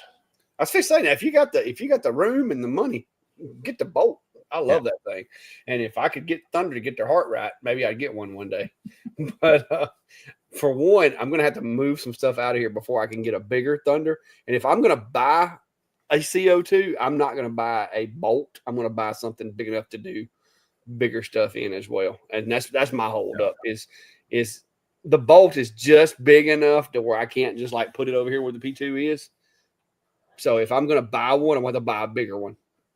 But yeah, the bolt would be great. I run a bolt quite a lot at my friend Tim's place because I have to go up there and help them from time to time. They'll run into some trouble. They've got a lady up there that's new to light burn, and so sometimes I'll go in and help teach her how to do things. And I run that machine, and it's a Cadillac, that's for sure. So if you do want a light burn compatible machine and you have the money for a P2, those are pretty competitive as far as price. The Thunderbolt and the P2. So yeah, if you have the budget and you want a light burn machine, that would definitely be a really good one. yeah. And I don't know if Brett's still in here, but I know he's got a couple of them, and they work real good. Yeah. Here you go for your retirement. John Richardson saying, which one of us wants to buy his converted RB Mobile Maker Lab Shop? No. Yeah, no, I one of the things I'd like to do, I mean, I do like to get out and adventure, and so it is fun to bring my stuff with to an extent, but I tend to keep it to one of the more portable ones, like the little F1 and such. But I do like watching some of these like Sprinter van RV, like mini RV conversion things. I could see that would be that would make my trips down to Clack's place a little easier, a little more. Yeah, you can bring it down. Let me borrow it for a while.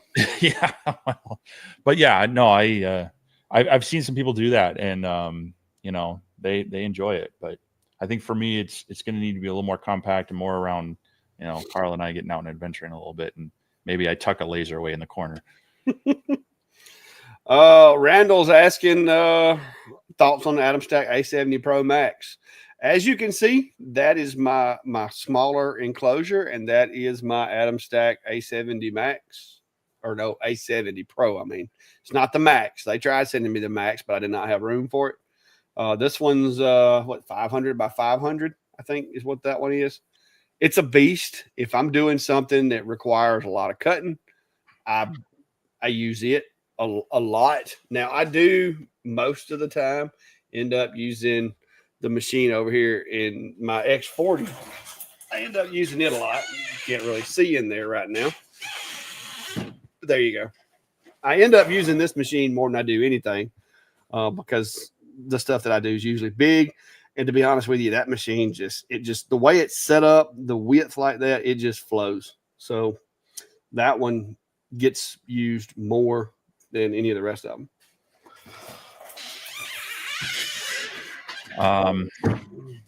Yeah, my biggest thing with the Pro Max is, like you said, the size.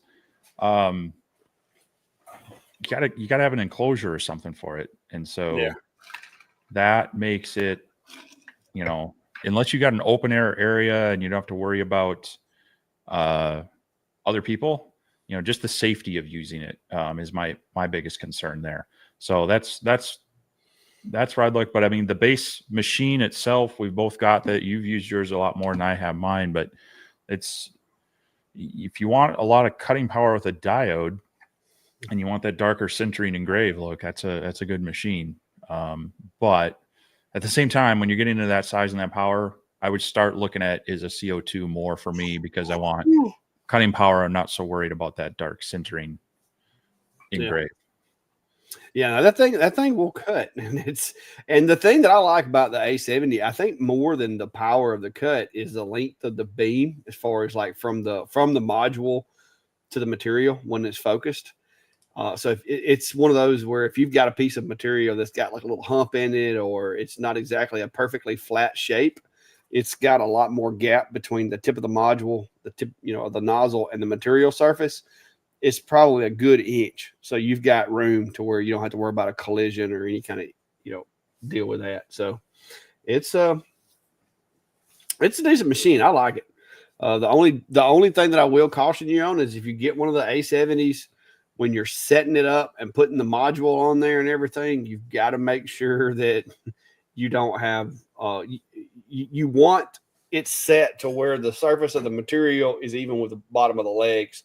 Because if you don't, when you set it up and you try to focus it, it'll play tricks on the Z-axis and cause an error So there's a little bit of a trick to attaching the module to the machine, because I think Steve had that issue when he put his together, and that's all it was the way that he tightened it up.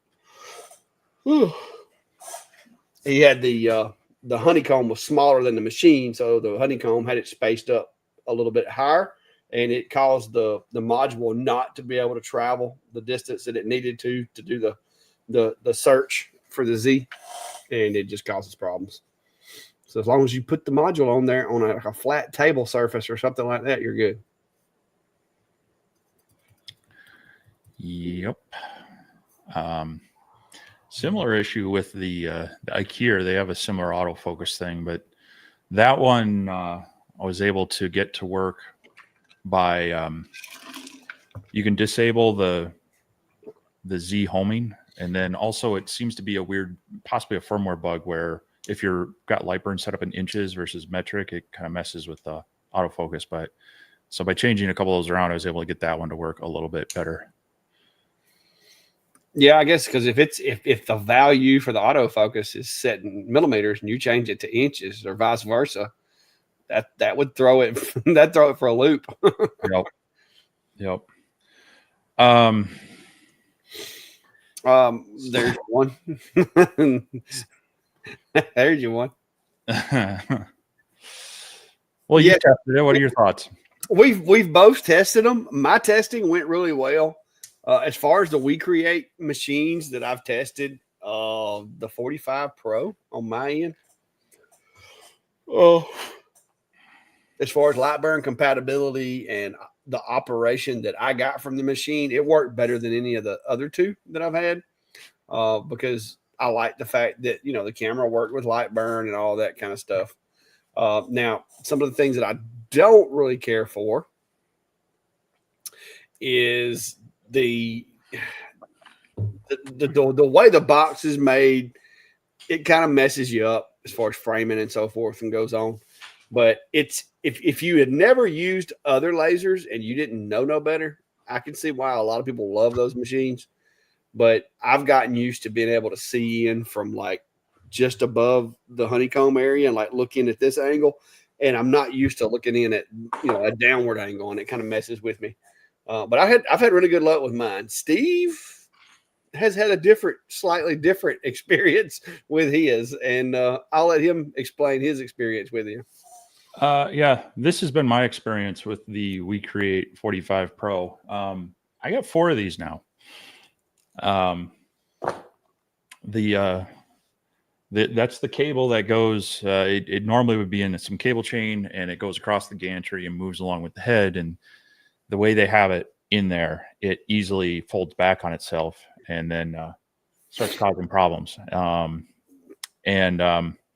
Yeah, so I've had problems with that. I've also had problems that I can't trace down as to why 2 of my computers it just doesn't want to consistently communicate with. So I laugh because yes, it's better than the original 20-watt Vision I had, but I had problems with that one too. We Create has a quality control issue, and if you go into their Facebook groups, yeah, you hear pick any company, and you're going to hear the people with the problems the most, but it is so far more consistent in that group. So I've put so much time into trying to get this laser running consistently to be able to do any sort of complete review on it. It's kind of frustrating. And so I've just told them, I'm like, I will continue to work on it until it either completely breaks or I can get something consistent out of it. But I've got other things coming in. I've got other projects. I've got customer work to do. At this point, I've spent more time on it than I would any other review. And so it's very low on my priority list. So that's my experience with it. Even if it does work, I do not like their software. I'm glad that it can work with Lightburn, but I just think there are a lot better lasers out there than this one. This one is so limiting and so awkward in so many ways that I just don't think it's a good machine. Yeah, well, the single direction engraving is a pain because and they say that it makes it faster and it can engrave just as fast as any other machine, which is not true because the just by the physics of it alone, it's not true. Because if you've got two machines running exactly the same speed, and one only engraves one direction and the other one engraves both directions, then naturally the one engraving both directions is going to engrave the object faster because it's just doing it both directions. I mean, it's, I'm not like head engineer at NASA or anything, but I can tell you that. So there is some issues.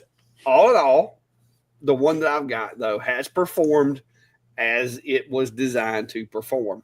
Their camera, it's okay, but it's not a stationary fixed camera like I use in my enclosures to where my camera never moves. Their camera is on the lid, and the lid, it's mostly stationary, but like me and Steve talked about, it will kind of twist a little, which is going to cause a little variation if you don't close it all the way, or if you close it and it's at a different angle or whatever. And it's just a little awkward because it's like your project's down in the bottom of a trash can, and you're having to reach down in there to get it. You know what I mean? As opposed to the lid opening up and your work area is right there.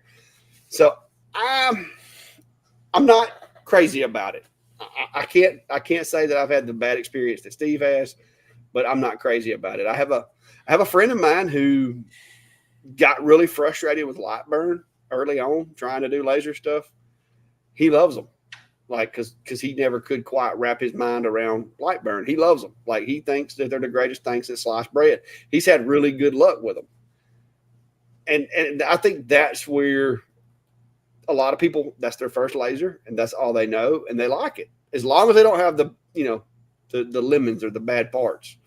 But I have heard a lot of people saying that, like with that first machine, I know for a fact when the very first we create, I reported 2 issues to them. I had a beta unit and I reported 2 issues to them, and I told them, you've got this that is going to eventually start cutting this airline right here, and then you've got this problem here also. And they're like, oh yeah, we're going to fix that in the consumer model. And then lo and behold, 3 months later, the consumer model comes out and everybody's having those issues. They didn't fix it. So, me and Steve had talked with their new representative at XCS when we went there, and they told us they were changing some things, and they changed. I just don't know that they changed them enough per se. So we'll see. But like I said, I continue to try to give them a chance, and so has Steve. But I know this last issue, when I opened mine and Steve opened his, and he's like, "Hey, did you get 2 of these cables in here?" And I was like, "Yeah, that's kind of suspicious." It's like when if I sell you something and you open it and there's a spare part in there, that indicates to you that you expect I'm going to need that spare part. I got lucky. Mine does not fold in on itself like a lot of them do. I don't know how it's not. I guess it was just, one of those roll of the dice things. But mine works okay. I haven't ran it as much as I've run some of my other machines, but it's performed okay. Steve's, I think yours started hanging up like the first few tests you tried to do, didn't it? Like it worked okay for the first day, and I was like, okay. So then I moved it off the bench over to where I got my exhaust system, and then everything started going downhill from there. It bound up, right? I mean, it bound up so hard it rebooted itself, and I was like, what just happened? And then I looked at it, and the cable was all folded up on itself, and yeah, it's just you phrase it right. You got lucky, and that's the concern I have with them is that some people love them, and if you have one and it's working for you and you like it, great. But I just feel like it's one of the companies where I see so many quality control issues, and I've seen it myself on the first one. I had to pull half the panels off just to get things tightened down so it would work right. It was out of square, and panels, there's screws loose and such. So yeah, one time I'll forgive it, but it just seems like now I've had multiple issues with their stuff, and I would struggle to say that I can recommend that one. So yeah, I will say though, they did a pretty decent job on the Lumo from what I've seen so far of mine. So far, other than the unidirectional engraving, they gotta work on that. It is, and it's a little loud on boot up. I don't know why. It's never as loud as it is when it first boots up. It's like it kicks every single fan into overdrive, but even when it's running, it's quieter. But yeah, no, it's that one seems a little bit better, but yeah, the lifting body close thing is just, I don't know. I think it was an interesting idea, but I think it's just caused a lot of extra mechanical issues and such that doesn't work well. So yeah. So have you been to any concerts lately? Mm-mm. Huh? Because Not since I was about 9.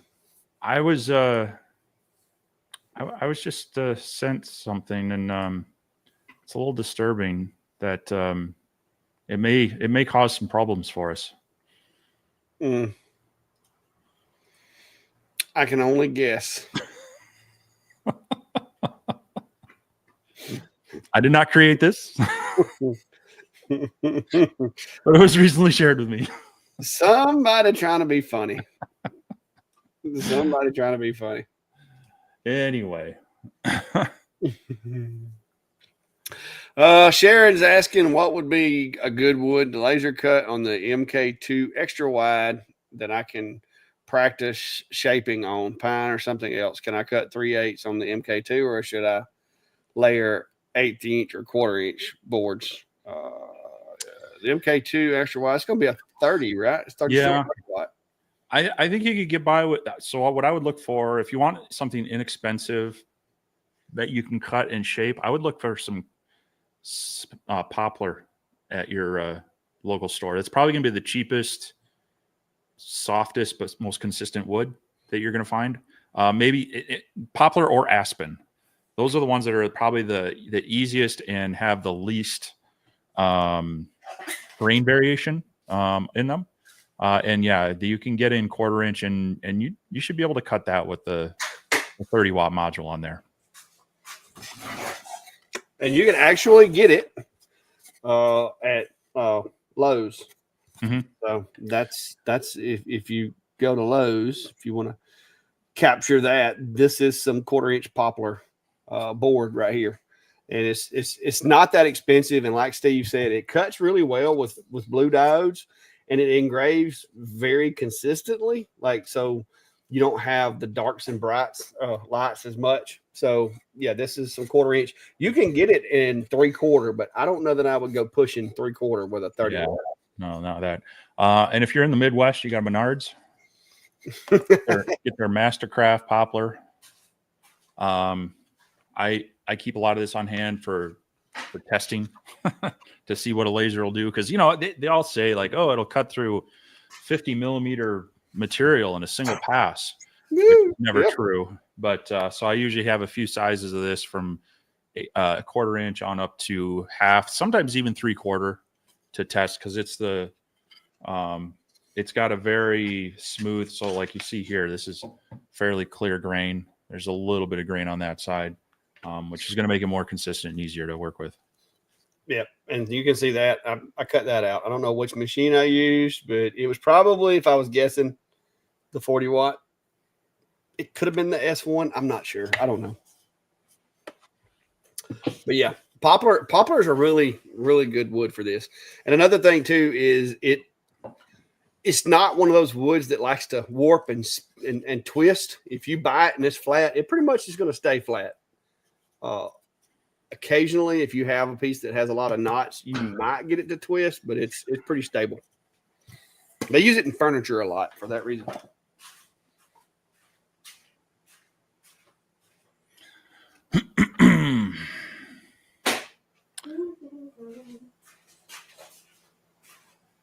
Oh, I'm way behind, and we're running up there. Yeah. Hey, Jerry, we got Jerry here as well. He, if you're into 3D printing, you should check out Jerry's channel on Saturday afternoons. He pulls in a lot of creators and such. He also does he's got CNC routers and lasers as well, but a lot of stuff on 3D printers. So if you get to playing around with CNCs, this is some 3/4 inch poplar. It's really good for CNCs, making signs and stuff like that too, because it machines really well. It can, if you go too fast, you can splinter it occasionally, but as long as you got the speeds and feeds right, it machines real well, sands easily, and stains you can stain it about any color stain you want to stain it, whether it be the colors like red, white, and blue, green, yellow, pink, whatever. And you can do light brown all the way up to black stain, and it'll take it. And it's really gentle on, like if you're doing with different saws and planers and stuff like that. It's gentle on your tools as well. It's not like hickory or some of the other harder woods.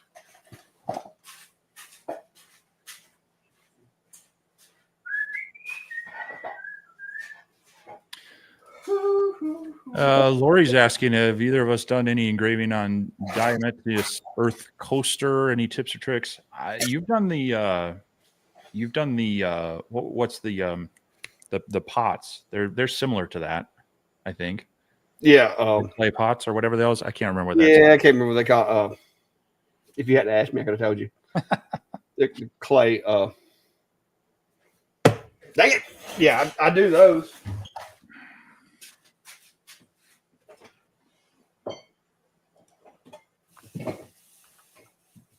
I don't know where it's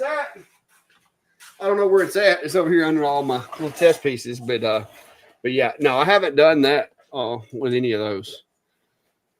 Now you got me wondering, what is it? It's clay, red clay. Crap, just went blank. But no, I haven't done any of those.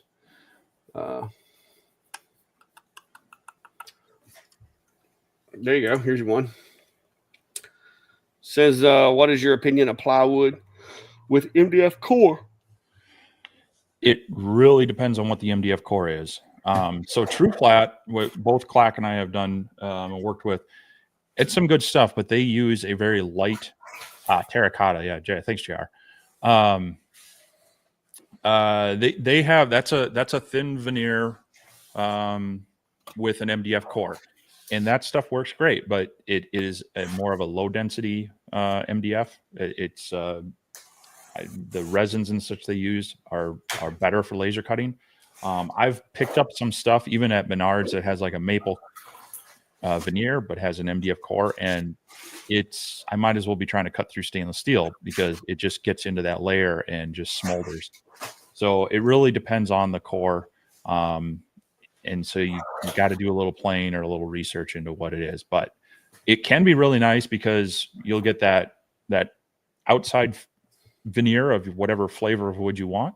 But then the MDF tends to engrave really nice and consistently and gives nice and dark contrast. Just anytime you're working with MDF, you got to understand that there's a lot of resin and glue in that, and it's going to be sticky. There's going to be extra mess on your honeycomb. There's going to be extra mess in the vapors that maybe get on your air assist cone, stuff like that. So keep that in mind. And also some MDFs have high contents of formaldehyde, which isn't really great to vaporize and breathe in. So it's both good and bad because it is messier. You've got your venting system, but after you cut a bit of MDF, you look at your fans and whatnot, they are gunked up. So, but there are some benefits to it, as I mentioned. Yeah, I was going to get some of that out, but they've got it wrapped up in saran wrap. And I don't want to undo it right now. I've got some over there. I've got to build some more shelving because I've got different materials now just piled on top of each other. That's going to be really hard to see, but this is a sheet of the walnut True Flat, and it has a nice MDF core and then the thin veneer. So this stuff works really nice, and it's like it's pre-finished, so you can just kind of wipe off with just a little bit of like LA Awesome or Windex. Don't use alcohol because that tends to work. Yeah, the alcohol does, and I've started noticing the alcohol. If you get it on there and it soaks into it, near the edges, it could actually pull the laminate off of it. So I'm guessing that it's just hard enough of a chemical to pull that loose. So I've started using just my Windex, or like you said, the LA Awesome. I've got a little spray bottle of it too. I was using the alcohol until I did some real thin pieces. It wasn't a problem until I did real tiny thin pieces, and then started making the veneer come loose. So oddly enough, I've used this for cleaning lenses. It's this Purity lens cleaner. I think Rich from LA Hobby Guy turned me on to this stuff. but it also works well for cleaning up those edges without leaving that kind of same issue with pure alcohol. So Yeah. just another thing, I don't want to get like glues where I have like 50 cleaners and such. Clack will get on me, but yeah, Jack. I think it's because Windex doesn't. It's got less. It's lower percentage. It doesn't affect it as bad. But I have noticed a little bit of a difference. And like I said, it was only as long as it's a flat surface with no where the outer coating hasn't been cut, it didn't seem like it messed with it. But if it's a real thin piece with like a bunch of intricate detail, it seemed like it would cause the edges of the veneer to turn loose from the MDF a little bit. So I've quit using it as much. So Trade Skillers Anonymous says it went to a Menards while I was visiting family in Iowa. It's like the Swiss Army knife of stores. Well, if you want to one up that, you go to some of them are Mills Fleet Farm, some of them are just Fleet Farm, but they're also based out of Wisconsin, and they are even more so the Swiss Army knife. Actually, they call it kind of like the man's mall because it's hardware store, it's hunting store, it's automotive repair, it's clothing, it's snacks. It's a little bit of everything.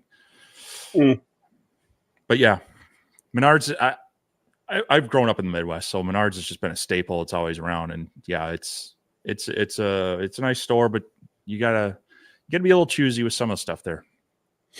Terracotta was the word we were looking for earlier. Yeah, it just left me. Like I think you jinxed me on that.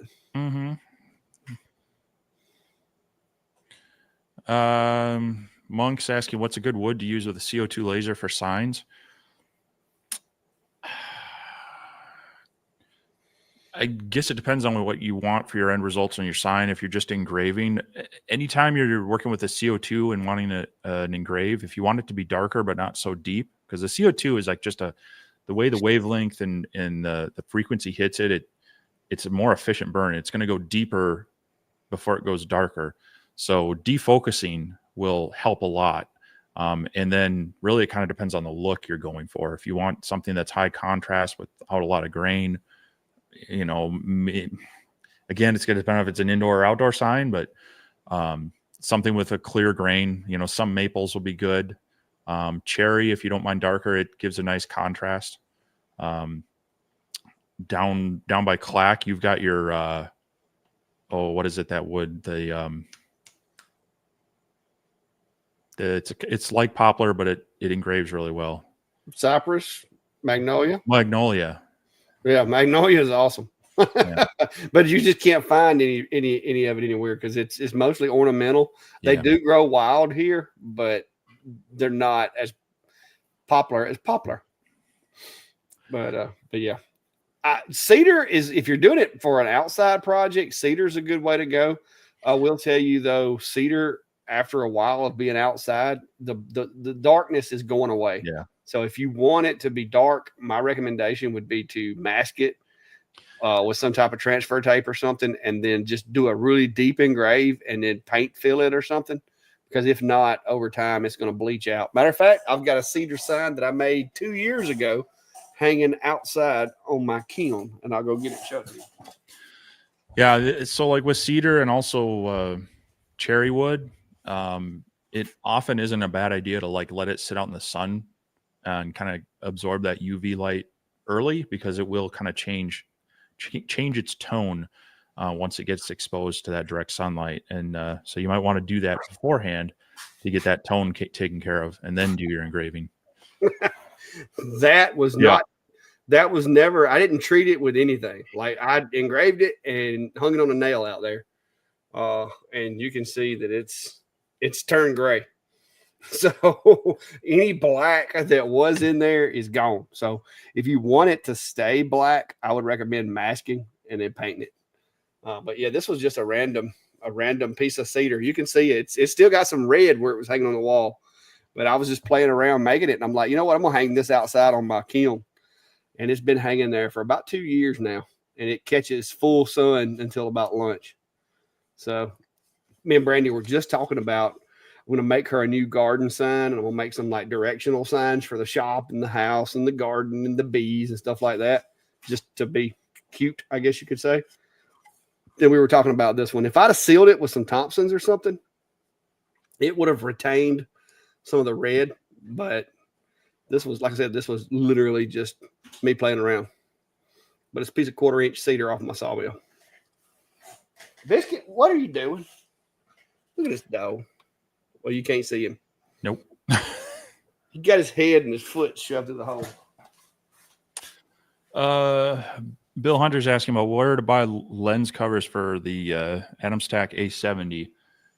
The thing that I found that's the closest, but I'd have to double check on that one specifically. There is a place on Amazon that has some 8mm lens, and that's for like the Ortour Laser Master. I don't remember if that one's 8 or 10mm, but there are a couple places that sell some different sizes. I'll put that link out there. You can check that out. But yeah, the smaller size ones, I've been trying to figure out a way to find some that fit that's a little less expensive, but I haven't had a lot of luck on that yet. So, but you can look at some of those to see. You want to take yours out and measure it and see if that'll work. Yeah. You got to be very selective with the wood supply at Menards. Some of the stuff they have on hand isn't that great, but you can special order certain things, and that usually comes in a little bit better.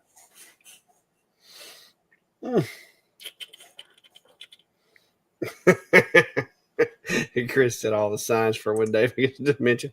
No, Brandy said she thought it was cool, and what it is Jason and Brooke up at Cog Hill Farms. They, friends of ours. When you go in their driveway, they've got a post set up, and it kind of reminds you of like summer camp or something, to where there's a sign that's like, the barn this way and this way or whatever, and it's just the old like arrow shaped signs that Brooke, I guess she hand painted them, but I have been challenged to do similar here at the shop. So, and this is, look at this. This place is gone to the animals. See if he gets slapped. That one right there, I'll slap him on that nose if you don't watch it.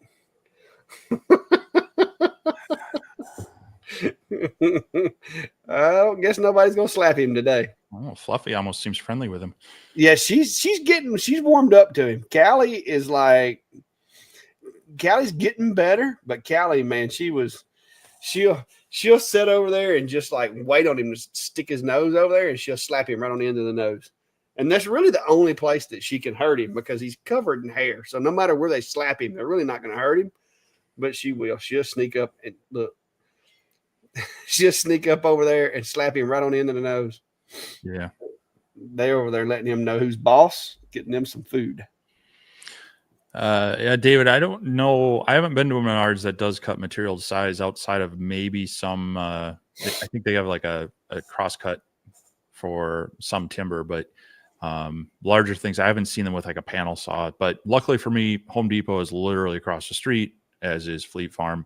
We lost our Lowe's. They used to be really good about that, but that one's 45 minutes away from me now. But other than that, and that's where, so here, I've got one real quick.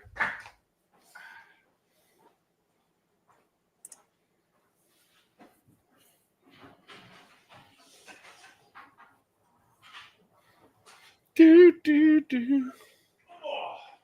Uh-oh. Did you fall?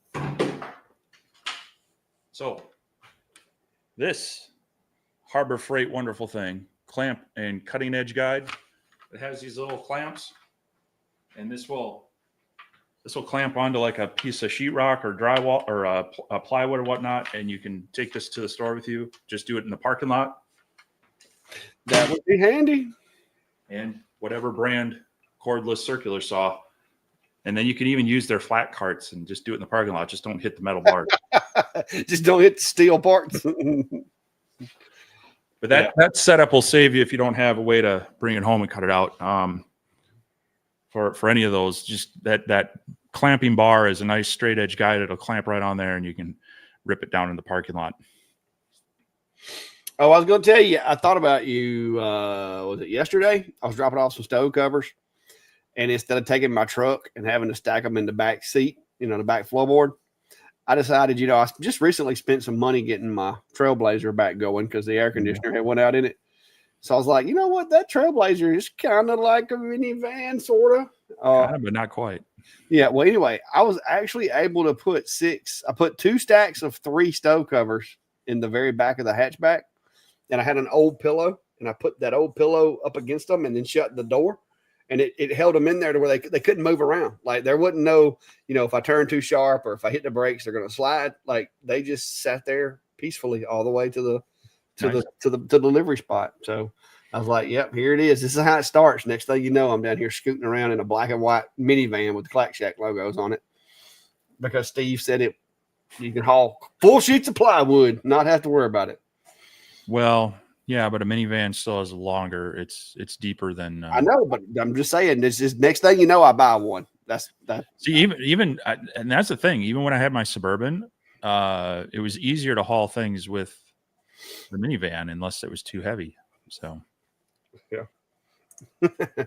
Greg, if this is what you refer to as happy is passed out on the floor, then yeah, I guess he is.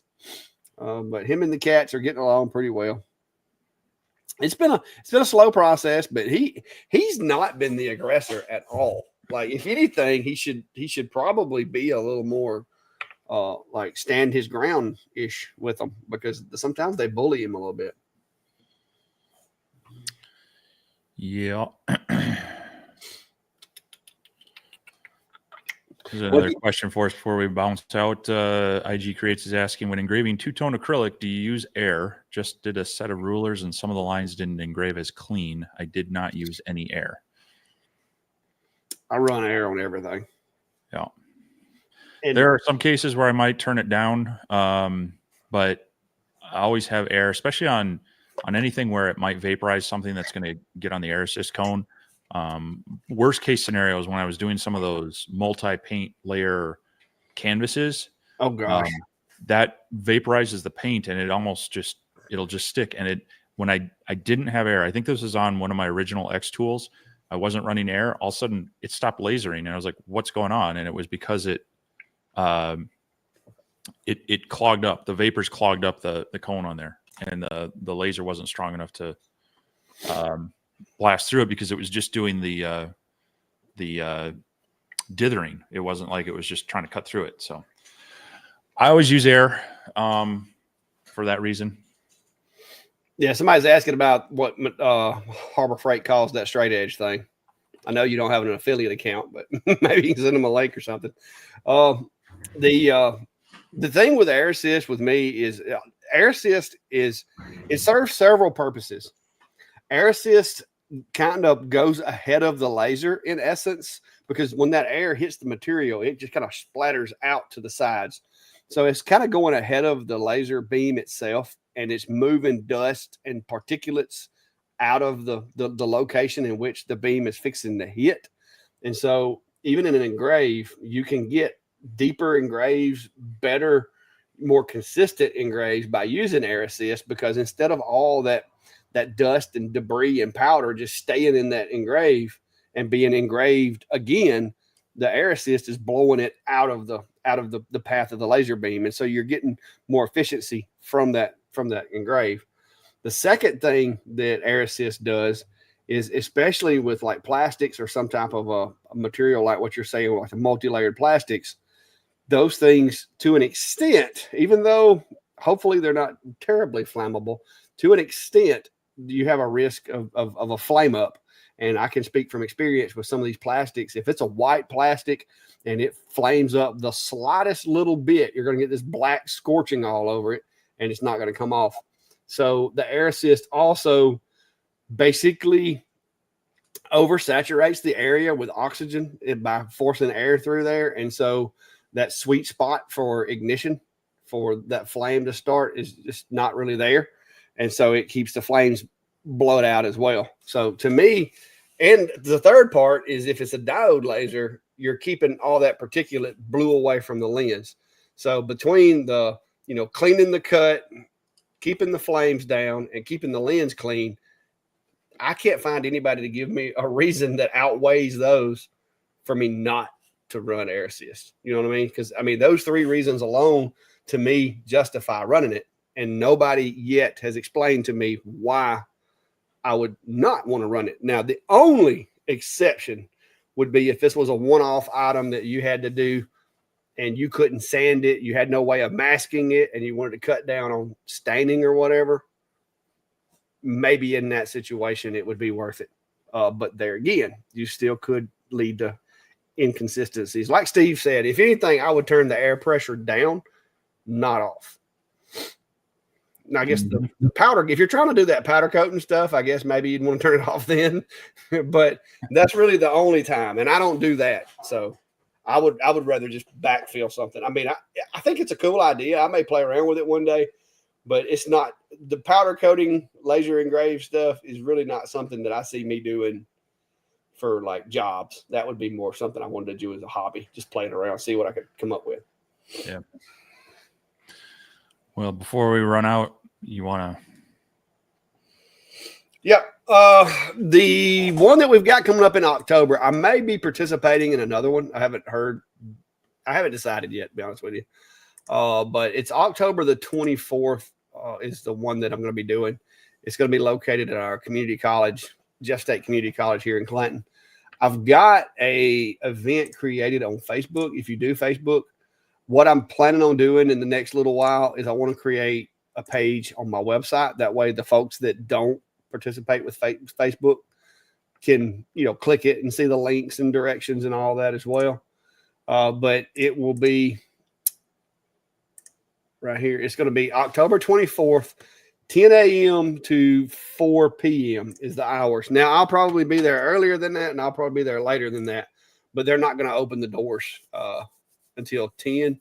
And, of course, we'll be packing up about 4. So if you're in the area and you want to come check it out, I will be there. I'm working on some giveaway stuff for the event for you guys. And the plan is that you'll basically register in advance and then show up the day of the drawing, and we're going to draw. But it's one of those that we're going to draw there that day. So it'll be an in-person event, of course. So that way some of the folks that watch the channel can come down, hang out, and I'm going to have some little, carry outs like ink pens and some swag and stuff. Probably a few t-shirts to give away, stuff like that. And they'll probably be orange t-shirts, look just like these. I've got some other colors, but I bought a box. I think I bought like $500 worth of these shirts. I bought a whole box of like XLs, larges, and I think I got a few like mediums. And so far, like I've almost got rid of all the XLs, but very few of the larges and the mediums. I don't know what I was thinking when I ordered those. Yeah, you should ask me because I bought t-shirts for our club event for years. Yeah. And I wind up, I'll get like, if I have one that I get like a big stain on or something, a lot of times I'll just like, oh man, I need a shirt to wear to this event. I don't want to go looking like this. I'll just go grab an extra large out of the box. And as you can see, I mean, this is an extra large, but it ain't no extra. I'm going to wind up having to go to 2X if I don't watch it. But I plan on dropping about 15 to 20 pounds here in the next couple of months. Well, everybody plans on it. Yeah, but I'm gonna make it happen. I gave up tobacco a year ago, and I never realized how much weight you would pack on giving up tobacco. So I'm that's my next goal. I've been tobacco free for a year, and I've packed on a few pounds through the injuries and rehabs and all that. My next goal is to get that weight back off of me and carry that into retirement, a healthier me. So that's the plan. And I'm really motivated to do it. We'll see how it works out. It's a good plan.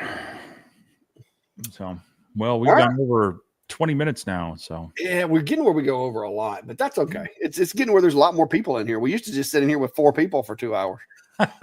So I mean, it's if you do the percentages, the return on investment, where our 2 hours is spread out over 200 people now, as opposed to 4. Yep. Well, hopefully we got to everybody's questions. Sorry if we didn't, but we'll be back next Sunday, same time, same channels. So appreciate you all hanging out and helping fuel the questions for this stream, because that's what we do. We talk a little bit about what's going on, but we mostly want to be on here to answer questions and talk with you all. So kind of already talked about what I've got going in my shop this next week, working with this OhmTech laser and such. But and you mentioned the Pixie and the Ecommerce stuff. Yeah, I've got the Pixie video. It's ready. Like I'm going to go through it. I'm going to watch it one more time, because you know how that goes. I watched it already, but sometimes you're doing stuff and not paying attention. So I'm going to watch it one more time, make sure there's nothing in there that's a goof up or anything. Like me got, my fly open or something. You never know. But I'm going to proof that one more time, go through the notes and make sure everything's in there. And I'll probably have that out tomorrow. Hopefully. I'm just going to schedule it. And but yeah, I've got the Ecommerce, the little S2, which it's a small, tiny little machine, but it's a laser that does stuff. It works real on light burn, as well as the Ecommerce new CNC. Their CNC, it's not going to win any awards. I like Ecommerce as a company. I'm glad to see they're trying to branch out and do different stuff. But it has some things that I'm not sure about right now. I'm gonna run it some more. I'm gonna play with some different mediums, because I am bad to push these CNCs harder than I should probably. So I'm gonna play with some different materials and do some different mediums and see how it does. But so far it is not dethroned my favorite desktop CNC that I have in the shop. So we'll see how it goes though. Still some testing to do before I'm officially calling it. The laser, I'm content with the laser. It's a decent little machine. If a 5-watt diode is what you need, it's decent for that. I have not found any major problems with it, but the CNC, I'm still up in the air on that one. But I've been working on that all week this week, trying to get it ready. I had a bunch of stove covers. I had 6 stove covers I had to get out this weekend, so I've been working on those as well. So there's that. Well, I'm trying to do as much of a refinishing job as I have to on a dining room table, so that I can hopefully donate it to some place that will get it to someone who needs it, rather than seeing it thrown out. But it's one of those things where you're like, this won't take a lot of time, and it's taking a lot of time and a lot of space. So I'm hoping to get that out of my shop too.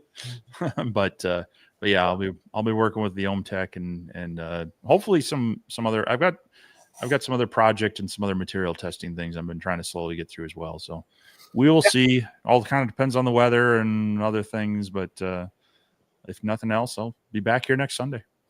Yeah, I'm curious to see how that one works out. Like I said, I like my Polar Plus. Matter of fact, I've been tempted to move the P2 out of the way and put it back up there, but I just haven't done it yet. So. But anyway, guys, next week, same channel, same times. And if you have any questions, comments, concerns between now and then, don't forget, you can message Steve or myself through Facebook. You can also comment on videos where we try to do the best we can with keeping up with those. It gets a little hectic from time to time. And you can also join our laser engraving community page, which is gotten quite huge. There's me and Steve in there, along with tons of other folks that have knowledge and information that may be able to help you through some of those little rough patches when you're trying to learn your machine if you're new to it. So go check that out. It's Laser Engraving Community over on Facebook. Now you will have to request to join, and one of us or one of the mods will allow you in. So, but that's it, guys. Till next week. We'll see you later.